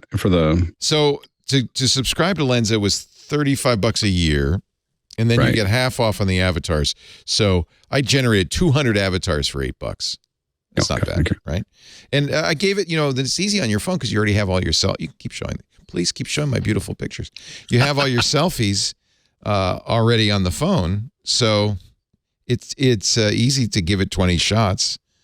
A lot of these are like Forbes magazine cover interviews. I know, pictures, I love these. I'm actually using this as my login shot instead of an emoji on my computer. Some of them I'm a little fat, but that's okay. Some of them I'm a little thin. Some of them I'm a little weird. Anyway, I thought this was a lot of fun. It was but I'll show you another way you could do this in a little bit. But let's go on with 16.2. Anything else? New lock screen, new limitations for AirDrop. That's that everyone thing. Right, which we talked about. That's if you leave it on, it'll turn itself off after 15 minutes so that you're not going to get unsolicited private parts pictures while you're on an airplane or something. Initially, Apple had said they were going to do that next year, so I wonder it's suddenly out. Maybe they meant now. I don't know. Slid it into that version. I watched the Giants game last spring, and I had, for some reason, contextually, like a couple days before, I had to turn on AirDrop for everyone, and then I forgot to turn it off, and I was sitting at a baseball game, and somebody texted me a picture, and I thought, oh geez, or AirDrop me a picture. I thought, oh geez, but it was great. It was a picture of Dick Van Dyke, and it said, "You just received an unsolicited dick pic." And I thought, that person is a genius. And let me turn AirDrop back off. Yeah, now turn off everyone. It's a good idea. Yeah. That was a good way to spread the word, right? Like you should probably not have except from everyone on at a public event. Yeah. It just shows you how exciting a baseball game is. That you know what, I'm just going to randomly prank other people. Designed with Dick Van Dyke. It's designed to give you time in between moments of action to enjoy life. Yes. Have another beer and hot dog. Send some dick pics. You got there's plenty many of time. Minutes between the innings and when there's a pitching change. There's lots singing, of opportunities. There's all sorts of things you can do. I think it's actually Dick Van Dyke's birthday today. He's like 97. Amazing. Happy birthday, Dick Van Dyke. Happy birthday, Mary. Improved searches in messages. This is cool. Allow you to find photos based on their content. I guess iPhotos is already doing that, so why not add it to the search and messages? I'm always kind of amazed by that. Actually, is in iPhotos you can just or in Photos you can just search for stuff. All of these things, and it's surprisingly really good. handy. Yeah. Yep. Find topless pictures of Leo. There's a few. Turn off hide IP address settings enables iCloud Private Relay users to temporarily disable the service for a specific site in Safari. This is in response, I think, that's good. A lot of people are having trouble with iCloud Private Relay in certain situations. In fact, it's become almost a default now when people call the radio show to say, hey, try it without Private Relay turned on. Although it's a great service and the privacy is nice. So now you can say specific sites, like they can know who I am. News articles and weather display information relevant to the weather in that location. Participant cursors in notes allow you to see live indicators as others make updates in a shared note. Yeah, you mentioned, being able to share Freeform, but notes is shareable too. And it was Alex Lindsay who said, everybody use notes. It's a powerful tool. Well, I use notes with my wife to do shopping lists. So I'll make a list. I'll share it with her while I'm at Whole Foods. She's like adding new things. Get this thing. It's a jolly holiday. Go over to Safeway and buy this thing. Crash detection optimizations. I'm guessing that means you can ride the roller coaster now. There you go. Yeah. And fixes an issue that causes some notes not to sync with iCloud after updates are made. So the usual stuff, but some significant new features, which I think is interesting. Yeah. Wonder what people are going to be using Whiteboard for. I like the fact that Apple didn't seem to overcomplicate it. It really is just that here's an infinite canvas that you can drop pretty much anything on and you can collaborate on it. I can imagine how nice it would be to just have a family whiteboard that's just not just a scrolling list of text and pictures that have been splattered in, but people who are like putting in a picture and then adding notes and arrows, circles and arrows, and a paragraph on the back of each one. It could be an interesting thing that a lot of people could use, not just for collaborative work, but for just collaborative existing. macOS 13.1 also shipping, everything shipping, as we figured that out. Freeform is in there. What else? Have you been using it, Jason, as a beta? Yeah, I mean, it's a super subtle beta, right? There's only a few things. Freeform is mostly what I spent my time with, just to try it out and think that it's kind of adorable and people should just give it a shot if they work with people who also have iPads, especially, or Macs. It's a little tight on the phone, right? But on an iPad or a Mac, it's pretty fun. And the other big thing is just that for people who really get creeped out by the always on display being so bright and full of information, you can blank that out and just not have any fun, and it's fine. It's fine too. But this is them clearing the decks with some long-running projects like that, the encryption stuff, and just to get everything kind of reset for the new year, so that they take time off around Christmas, and so this is like their last last gasp before, and they'll start working on their spring release. It's super nice for the employees to just say, we're going to sprint really hard, we're going to get it done before Christmas, and then there's 2 weeks, there's nothing really hanging over us until. That's what I do. I record all the best ofs, record all the ads. I still do office hours on Christmas. Do you really? Are you going to do it on Christmas? And we don't. Yeah, we don't stop. You should have a New Year's party. We used to do that. Remember? Why don't you do a 24-hour New Year's party on office hours? I like doing things every day. We don't need to get crazy here. I've done that. Practically it turns out I did this with this. There was this podcasting company that did it 24/7, and it's really long. That's what I learned. It was really long and took a lot to do. And I have an idea to do for 24/7, but not yet. It's like running a marathon. It's terrible while you're doing it, but when you're done, you go, "Wow, that felt good. I did it." It was fun. I had fun. I had fun doing it for an hour or two, but I thought to myself, "I'm really glad I'm not doing it." And we've done streams for other people that have been 24 or 48 or 72 hours, and they're just grueling. It's just like this. Hurts. Yep. So besides Freeform and of course advanced data protection for iCloud coming to macOS Ventura. You also get that message search feature, participant cursors in notes, so you know who's doing what. Play Sound and Find My App can now help you pinpoint the location of nearby AirTags, AirPod Pro, second generation case, and Find My Network accessories. Fixes an issue. This is all the same stuff, pretty much. Yeah. WatchOS, unified tvOS. platforms. Yep. I don't know what's the new. The Matter stuff is in here too. So like, if you want to be a Matter astronaut and start like embracing the future of home technology today, you can update to the new sort of Matter savvy infrastructure mode of the Home app. But again, like with the encryption thing, you really need everything updated to the new OSs in order to really take advantage of that feature ideally. And that means like your Apple TV and your HomePods and your watch and your, like all of the things. I wonder, do they have champagne and a party when they push the button for this? Look at all the things they put out today. iCloud for Windows 14.1, Safari 16.2, Monterey 12.6.2, Monterey Big Sur 11.7.2, tvOS 16.2, watchOS 9.2, iOS 15.7.2, iPadOS 15.7.2, iOS 16.2, iPadOS 16.2. So, by the way, yeah, these are older versions. They're also being updated to Ventura 13.1, on iPhone 8 and layer 16.1.2 for iOS.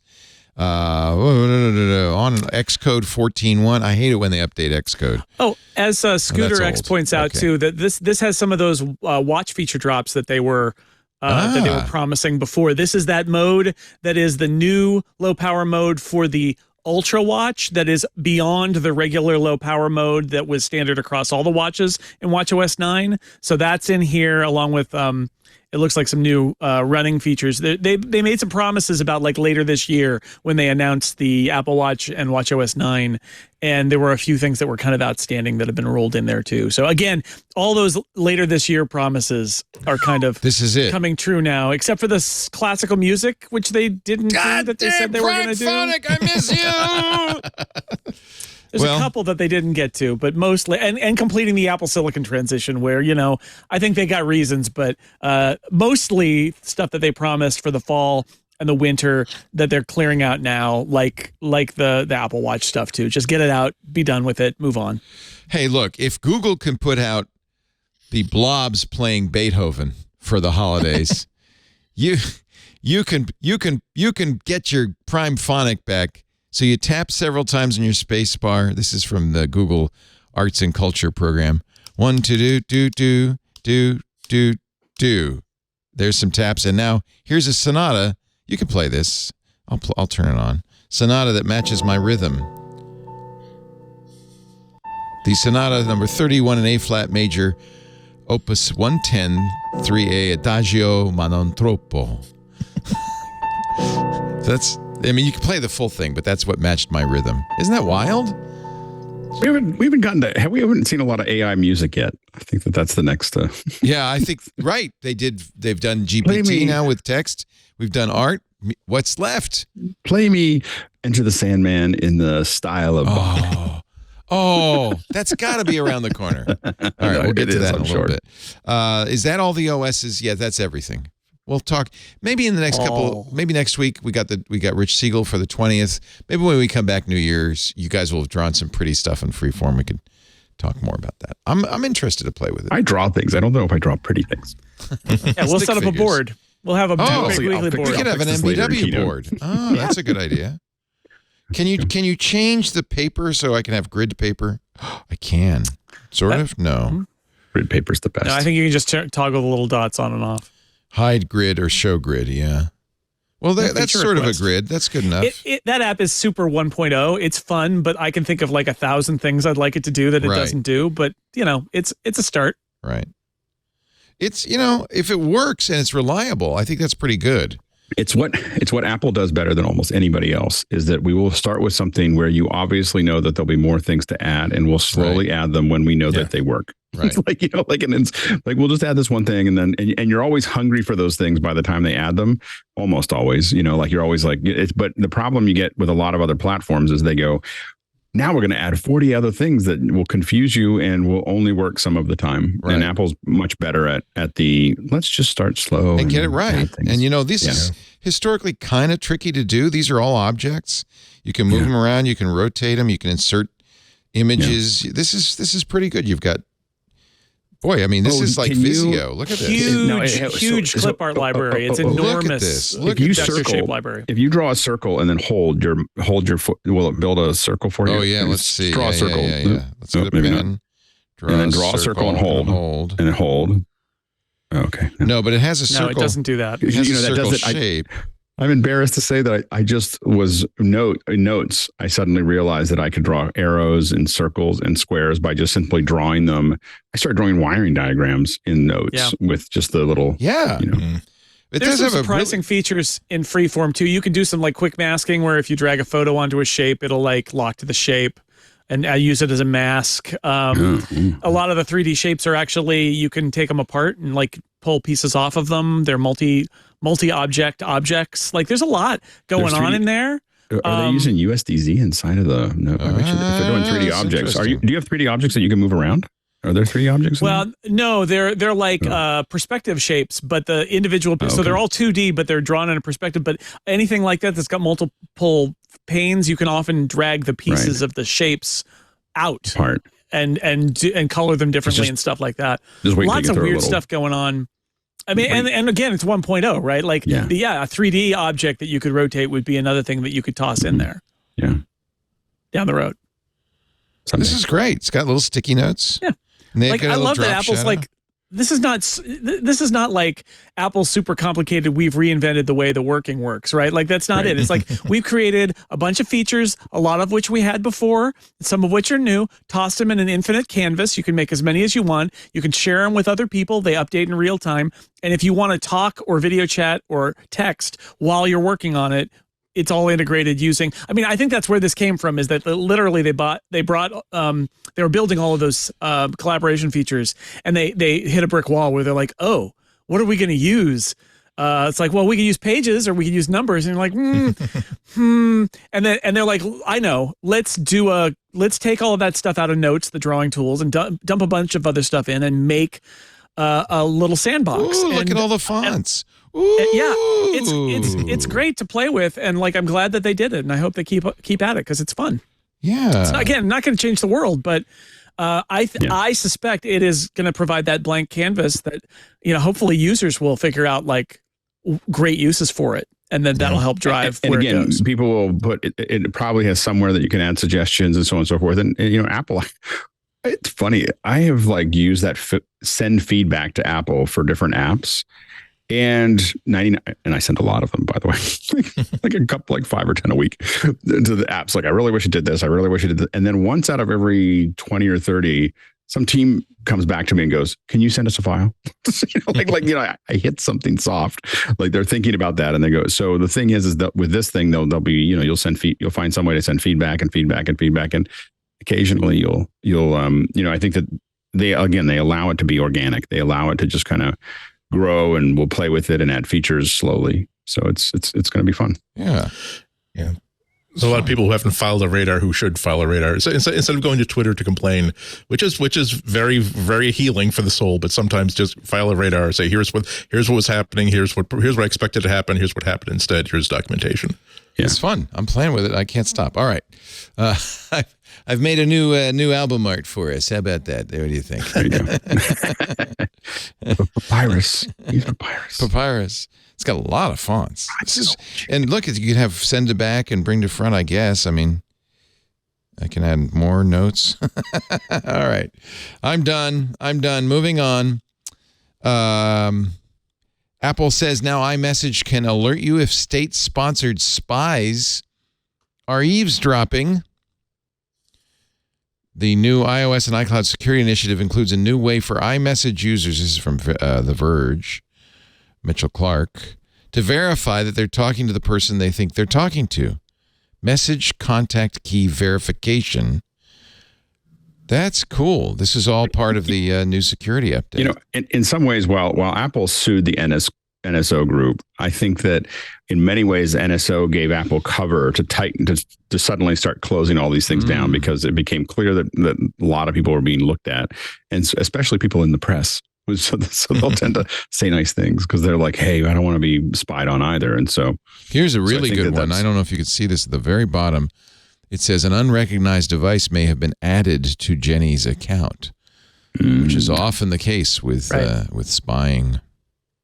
Right. They're not cracking into your device. They're cracking into your Apple ID. Right. And then sitting there and either posing as you or listening to the conversation. Yeah.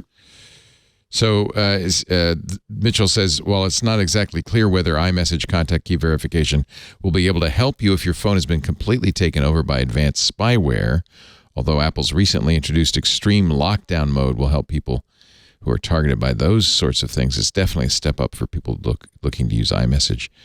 Is iMessage, for sensitive conversations, is iMessage end-to-end encrypted? Not yet. Yes. It is. End to yes, end? it's always been end to end. It's only the backups that are not encrypted unless you turn this on or don't do your iCloud backup. So if I've turned on advanced data protection, oh look, Jason just sent us a board. Yeah, I did. Special MacBreak Weekly board. You weren't supposed to look at it during the. But okay, it's fine. Yeah, we'll report back on our MacBreak Weekly and then board. I can open it. I won't say anything, but that's cool. I won't open it. That's cool. And maybe it'll say, "Hey, somebody else is in this board now." Apple is going to remove the gagging clauses from their contracts with employees from now on, letting them, for instance, go to HR. All gagging clauses related to workplace harassment have been removed now. This is the right thing to do, obviously. This is after an independent counsel found instances in which Apple may have restricted employees from speaking out on sensitive issues related to discrimination and abuse. So they've walked the walk as well as talked the talk, and they're going to pull those clauses out, which is great. And it also helped that shareholders were there was a shareholder movement to basically make this sort of thing happen. Yeah, I mean the way that the company treats labor is how you know what the character of the company is, and so it's good to see at least a little bit of progress. Probably a little too late for Scarlett, but true. Better than, you know what? In a way, she can say, Share Scarlett, who broke her non-disclosure to tell us what Apple had done, and has lost her job, I believe, but she's appealing it. Good for her, because she made a difference by doing that. She can claim victory. Tim Cook has praised he's in Japan right now, right? Visiting Sony. Praises Sony for creating the world's leading camera sensor for the iPhone. I don't remember Apple being too forthright about that in the past. So good on you, Apple. Good for you, Tim. You might as well admit it. We all know it. Oh, yeah. I mean, so that's what Sony's business is all about right now. Like that definitely makes them happy. There might have been something along the lines of, let's see, we could give this great new hot sensor technology to you, Apple, or we could give it to Samsung. Gosh, I don't know who. We just don't know who we want to give it to right now. If only a company would be showing us the amount of love that they owe us for the most critical part of their hardware system. Here's the picture that he sent to Sony. I mean to Samsung, saying, "See how much they love us." He tweeted. I'm surprised he's still tweeting. I didn't realize this. We've been partnering with Sony for over a decade to create the world's leading camera sensors for iPhone. Thanks to Ken and everyone on the team for showing me around the cutting-edge facility in Kumamoto today. So that's nice. Tweeted that last night. That's a good picture. Yep. Probably taken with a Sony camera. I'm thinking. I would hope so. It would be funny if we were at Samsung. Yeah. Apple's iPhone 14 Emergency SOS feature now live in France, Germany, Ireland, and the UK. I've already heard from people who have used it with great effect. I've talked to a number of people. It's really exciting. It's really good. I'm very happy to hear that. All right, let's take one more break and then your picks of the week as we begin to wrap up this episode of MacBreak Weekly. Our show today brought to you by an app you really got to have on your phone.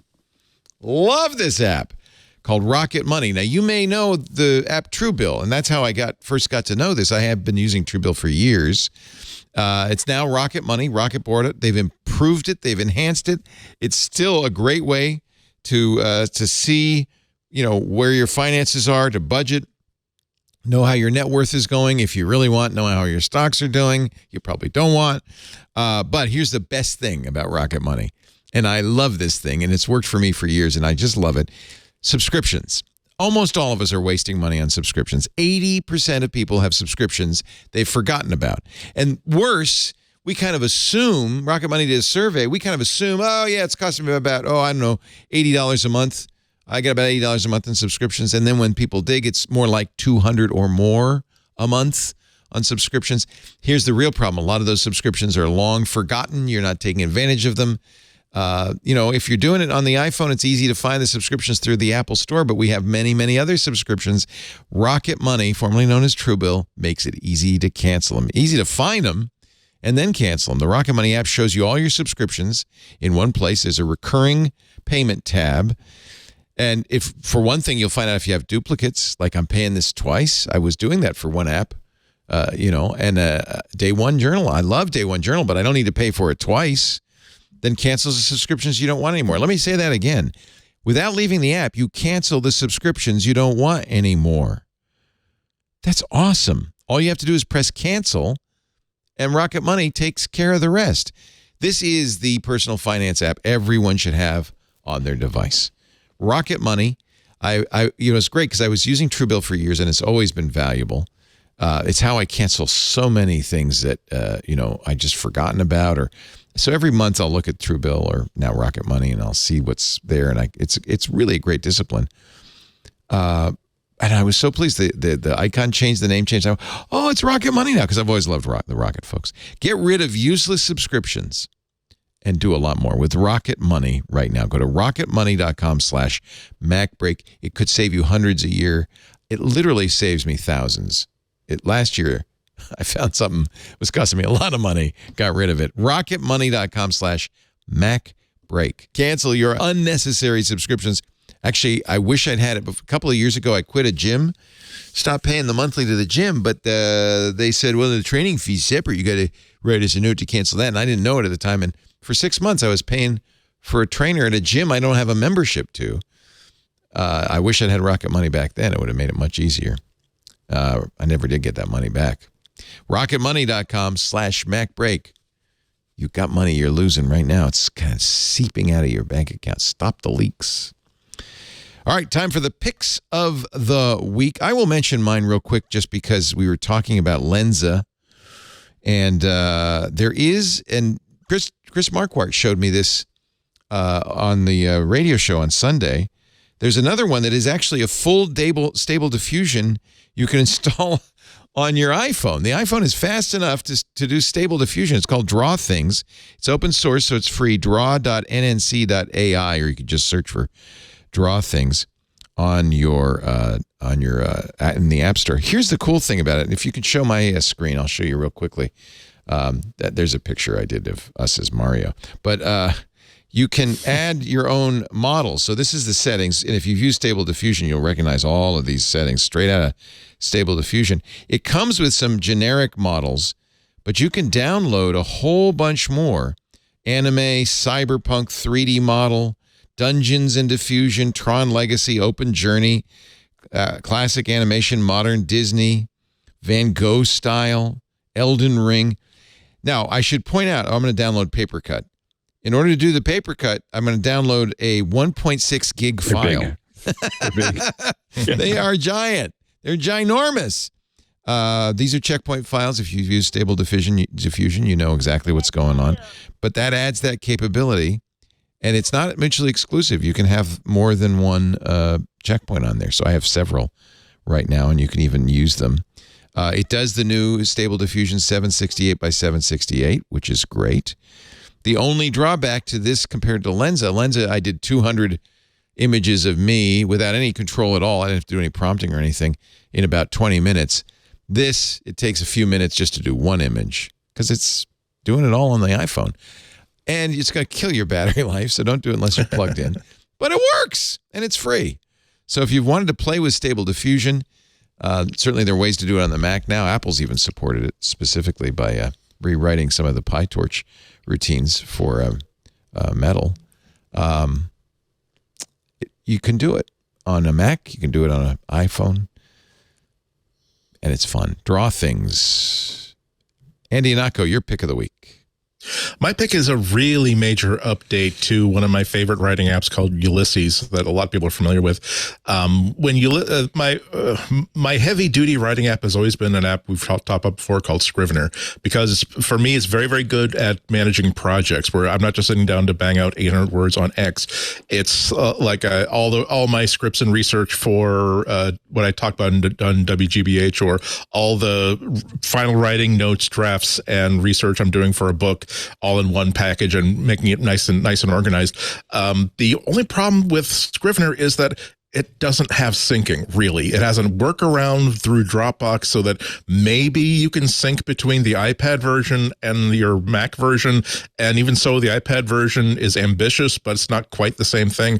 Ulysses has always been sort of like a flat file sort of text editor, but with impeccable user interface on the Mac, on the iPhone, and on the iPad. And also because it was just using folders of text files, impeccable syncing between the three. It wasn't as sophisticated as Scrivener, but it was, again, impeccable. And I don't know what device I'm going to be picking up to edit this with, but I want to edit with this right now. Now, with Ulysses 29, which is being released this week, they've added support for projects now, where it's not just folders full of stuff. You can actually define something as, here is a project. It's called WGBH Show Notes. And now makes it much easier to use these complex research and writing and creative projects and organize them within Ulysses. And you still get that wonderful syncing process. You still get those wonderful same experience across all apps, including the iPhone. It has additional features that I like about Scrivener, where I can be writing thousands of words in a very simplified, distraction-free editor.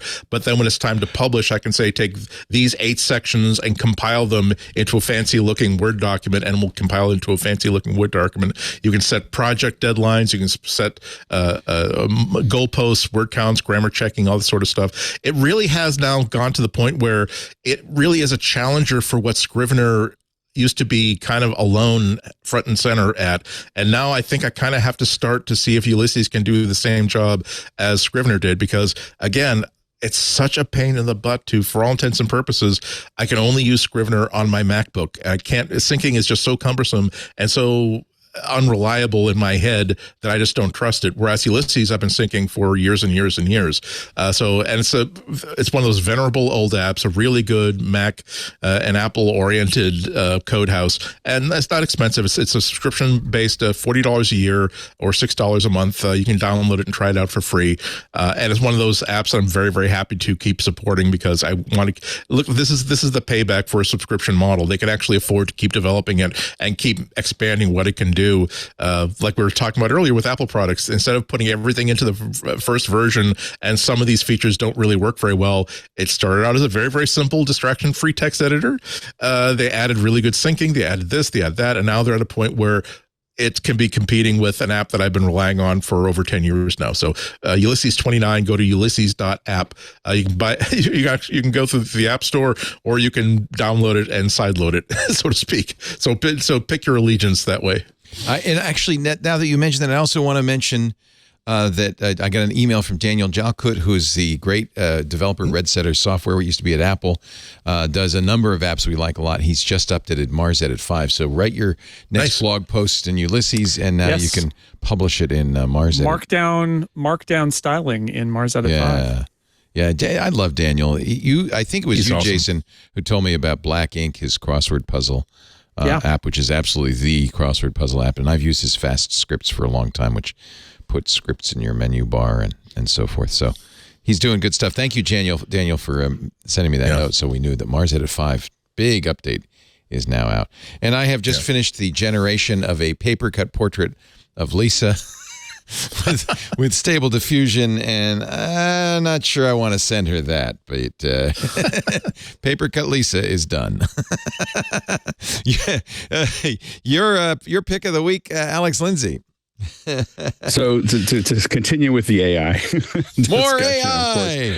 This has only been out for a little while, so we'll talk about it. A lot of people are talking about it, but ChatGPT is pretty amazing. Oh my God, it's both amazing and frightening all at the same time.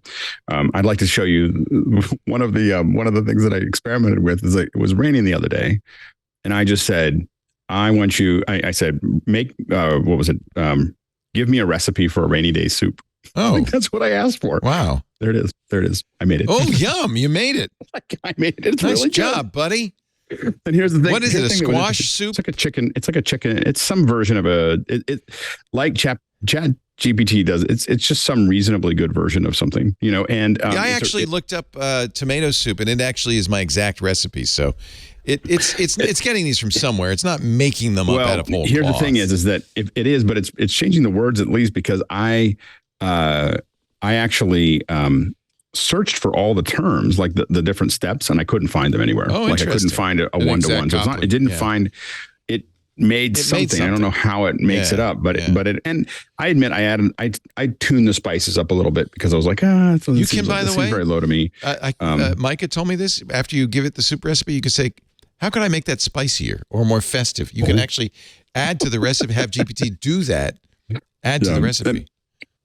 And what's interesting about it is, and everybody should look at it right now because it's free. It won't be free forever. No. So it's in a test. So you should play with it. It breaks all the time because too many people are using it.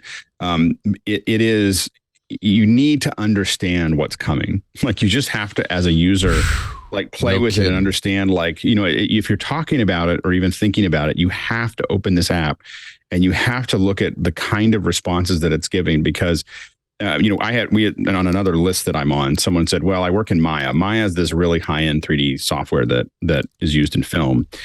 And he said, I asked it to write a Python exporter to export 3D files out of Maya. And he goes, and it wrote it. And it did. It wrote the code to do that thing, and he had said I had to tweak it. So as an advanced programmer, I could see, I got to change this one little thing. I've been talking to other programmers, and that's what's really interesting is they're finding that they're brainstorming with it. Like, write me the code to do this thing in this language, and it writes it, and they go, I didn't think of it that way. Now, they don't necessarily use the writing. The same way I use Midjourney is I'll brainstorm in Midjourney, like, just do a logo like this or do an image like this. I won't use the images. It just gets my juices flowing and thinking about something. But their programmers are using this, but eventually it's going to be doing lots of low level programming. But I find it fascinating. Like you can say, I just asked it recently to write a haiku. This is what it actually looks like, right? So I'm doing a recipe generated by Alton Brown. Go ahead. You do the haiku. Write a haiku about MacBreak. It's not very good. What is it? Read it. Let's hear it. MacBreak falls gently on the keyboard below it, silent, still, and crisp. But see, it's a haiku though. Yeah. Haiku. No, but I do ones like write. I like, for some reason it does haikus usually really well about security. Let's see what it says here. So it'll take a little time, and it'll go do, and sometimes it'll break and say, I'm way too busy to do this. But it's very slow right now. Yeah. In the still of the night, security guards watch and wait. Protection from harm. Anyway, it's just I find it to be fascinating, and again, there's all kinds of problems, like one of the things that we started talking about around programming is, if it does all the low level programming, and then you still need programmers to look through the code. And the thing that came up with is, if it does all the low level programming, how does anyone ever become an advanced programmer? Because you're cutting out all of the practice anymore, because it'll just do it, instead of having a junior programmer or an apprentice programmer write it. So there are lots of, structural issues that are going to arise. But I think that while it's free, while you can just kind of use it and try to find the time that it's actually working, you should look at it, because this is going to be really interesting. And on the plus side of it is, we're barreling towards a place where many people can create things from their imagination without the skill to generate it. Like I don't know how to draw. Like, what I love about Midjourney is I can create 3D objects and I can create great texture maps. I'm not necessarily a guy that can hand draw a lot of things, but I can create things that I really enjoy looking at.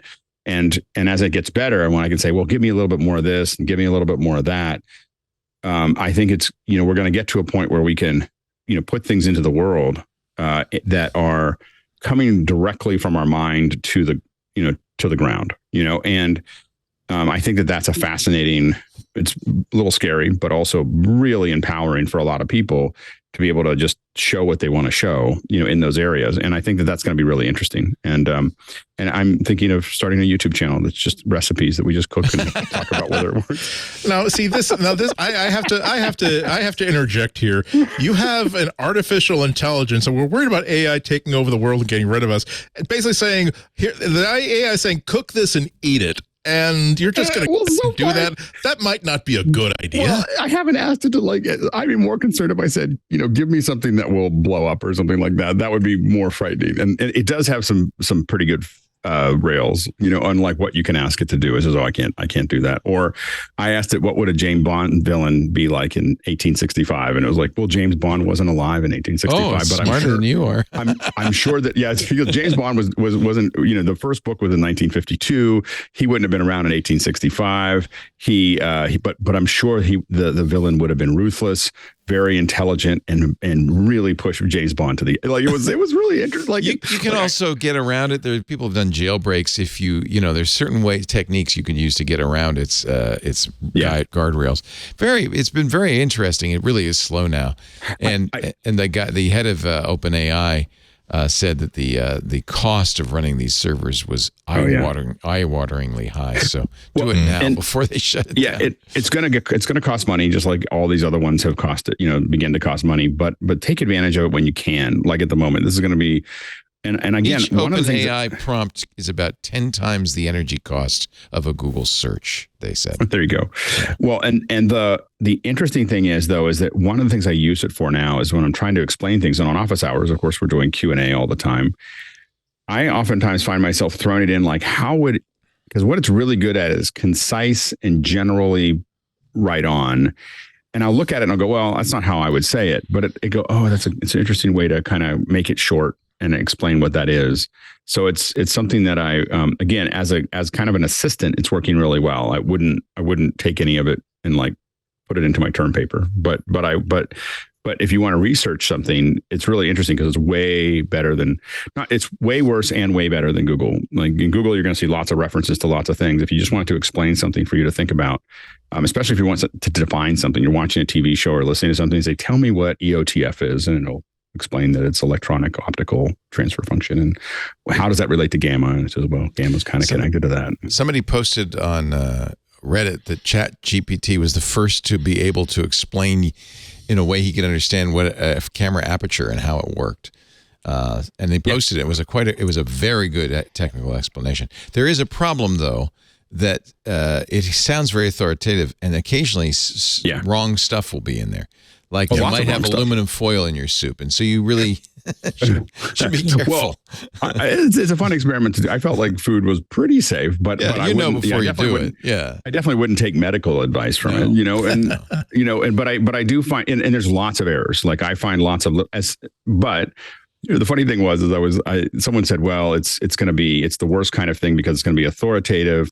But anybody who knows anything about the subject will know that it's off. And I was like, yeah, like everything I read in the newspaper, like anything I read in the newspaper of someone who talks about something I know, I'm like, that is not at all what it's like, or that's not at all what happened. And so I don't think it's any different than someone who doesn't know what they're writing about it. So that's what ChatGPT is. What it ends up generating is basically it's like an essay from somebody who is BSing their way through their college paper, right? Exactly. Like it might be right, but it might be completely wrong, but it sounds right. Yeah. It sounds good. It's like if I had to write an essay on how crabs and lobsters evolved, and I needed to do it in an hour, I would do amazingly frenetic web searches, and then I would just sort of try to assimilate what I've found in these web searches. And if the original web search, the article was wrong, I wouldn't get that. I might throw in a line about Leonardo da Vinci had a very, very strong hand in the future direction of the lobster, only because I dimly remember that one of the articles mentioned Leonardo da Vinci's like artwork later on, that something was inspired by the design of a crab. That's the way to understand it. It mimics like so much of AI. It's because it's designed. It's designed to assimilate how humans speak and reassimilate it. It allows us, it hooks into our own mental software about what it's like when we're chatting with a real human being, or when we are reading something that we know a human being has created. We're looking for logic. We're looking for the point of view. We're inherently trying to understand what is the point of view and the opinions of the person who's writing it, and that can really short circuit our brains when it turns out that no, there is no point of view, there is no opinion here, there is no. Well, it's just basically making noises with its mouth. Yeah, it's like with Midjourney, Midjourney can't do hands. Like it can almost never do hands because it doesn't know what hands are, and in the same sense, it doesn't do text. Like I'll say, give me a logo, and it'll just go everything's blah blah blah blah blah. Yeah. And someone and my daughter asked, like, why does it do that? It's like because it doesn't know what the text is, and it put a thing in there to do the thing, that looks like text, but it's not. Well, it's like, but it's also like when you get, it looks like a fact, but it's not. But it's like when you get Chinese, you go to Japan and you'll see a bunch of American letters that just are fit together in a way that looks nice, right? On a shirt, right? And they picked just because that's a nice looking thing, as opposed to that actually is readable, and so it's that's what it does. So it's what, anyway, I find it. I went from not knowing what it was, 10 days ago to there's a window open on. I have 5 windows here, but there's a window open that has ChatGPT, and every time someone says something, I'm like, oh, I wonder what it would do with that. The other thing that where you get full circle is I took that recipe and I posted it on this Discord that I was on, and someone grabbed the whole recipe and threw it into Midjourney. just the whole text, copied it in, and it made a picture that is very close to the picture I took of the finished soup. I was like, whoa, okay, now.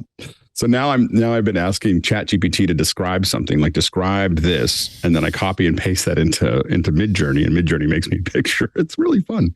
This is dangerous and scary. This is what Verso did with text of a picture of me, and it looks like it's a movie poster, but in what language I don't know, and that's pretty typical. Jason Snell, your pick of the week. Really quick, because I feel like I would have picked Freeform or Mars Edit, but we already covered those, so I got the hat trick today. Oh, sorry, we took all your good stuff away. And I'm going to throw in Sports Alerts, which is actually an app I heard about from my friend John Gruber. If you are using live activities on iOS 16 or you have the dynamic island, this is a free app. It's got an in-app purchase, but you can use a lot of it for free. It's got a lot of sporting events. You kick off a sporting event, it displays as a live activity and keeps you up to date with the score. So if you've wondered when is my favorite app going to support scores, you don't have to wait. In the meantime, maybe Sports Alerts will become your favorite app. I don't know, but that's the killer feature, is that it will use that live activities API. Is that Mac scores. Or iPad or iPad, Mac, iPad, iPhone, and Apple Watch? Yeah. So for your iPhone, do you use it on the Mac? iOS 16. Is that the best way to use it, you think, on the Mac, or you think the iPhone because of the live activities? Yeah, you got to use it on the iPhone. I mean, I've got lots of ways to find sports scores on my Mac, but the what you want is on the iPhone. Nice. Sports Alerts. Yeah, if you're just like, hey, this is the whole premise of live activities, is I can put a sports score on my lock screen. Now you can. You get that NBA score up there, your World Cup score. And this is nicely done. It looks like it shows things like it'll show brackets and stuff. I mean, it's pretty good. That looks pretty sweet. There's a lot going on in there. I could find out, like, what are the Niners' chances of clinching on Thursday, that kind of thing. Very exciting. Very exciting. I'm getting it right now. I wonder if it'll tell me what the Steelers' chances of clinching are right now.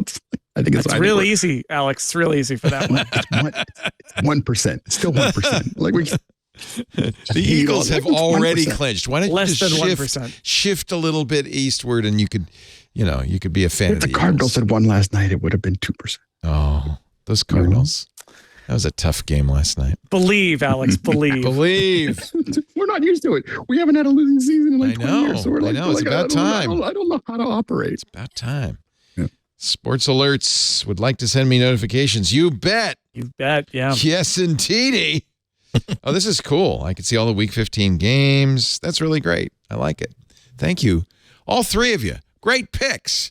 We are on a roll here. Jason Snell, he's doing all the good stuff at sixcolors.com along with Dan Morin. Yep. And, of course, he and Dan and others do many, many podcasts. So many podcasts. So many. The Incomparable and so forth. We always like to plug one. What's your podcast of the week this week?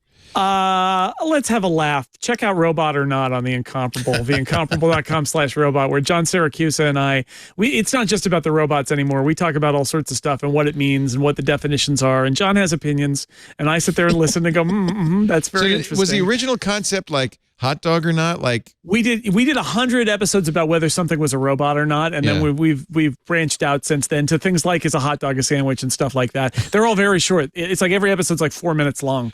Every other week we drop one. That's in funny, there, and it's fun. I wanted to do a podcast with Micah called Hills to Die On, in which we would debate things like is a hot dog a sandwich.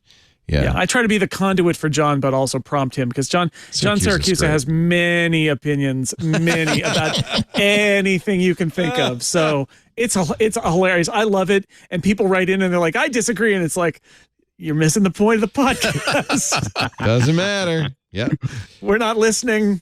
We're not. There's no feedback except one time. It's fun. Robot or Not on theincomparable.com. Yeah, thank you, Jason. Great to have you. Andy, when are you going to be on GBH next? I'm on a little bit early. I'm on this week, tomorrow, Wednesday, a little after 1 o'clock.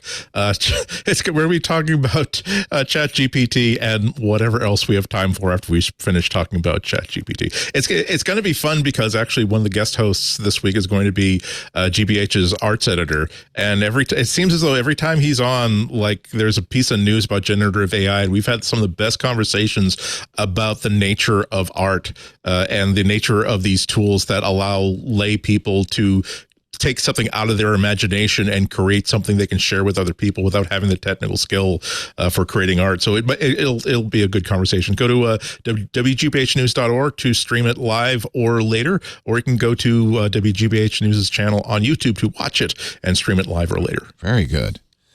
And of course, we know where we can find Alex Lindsay pretty much all the time. officehours.global. What's going on over there? Well, we talked about HDR this morning. We're talking about the new Sony FR7, which is going to be huge for a lot of folks. This is the new PTZ that has a full frame sensor, and a bunch of our members have already bought them. So there's going to be a bunch of people jumping on going, here's what it looks like. Here's what we think and everything else. So that's going to be Thursday. Friday, we're talking, oddly enough, about ChatGPT. So everybody, we're going to talk about how it relates to our industry. And so we're going to be talking about that there.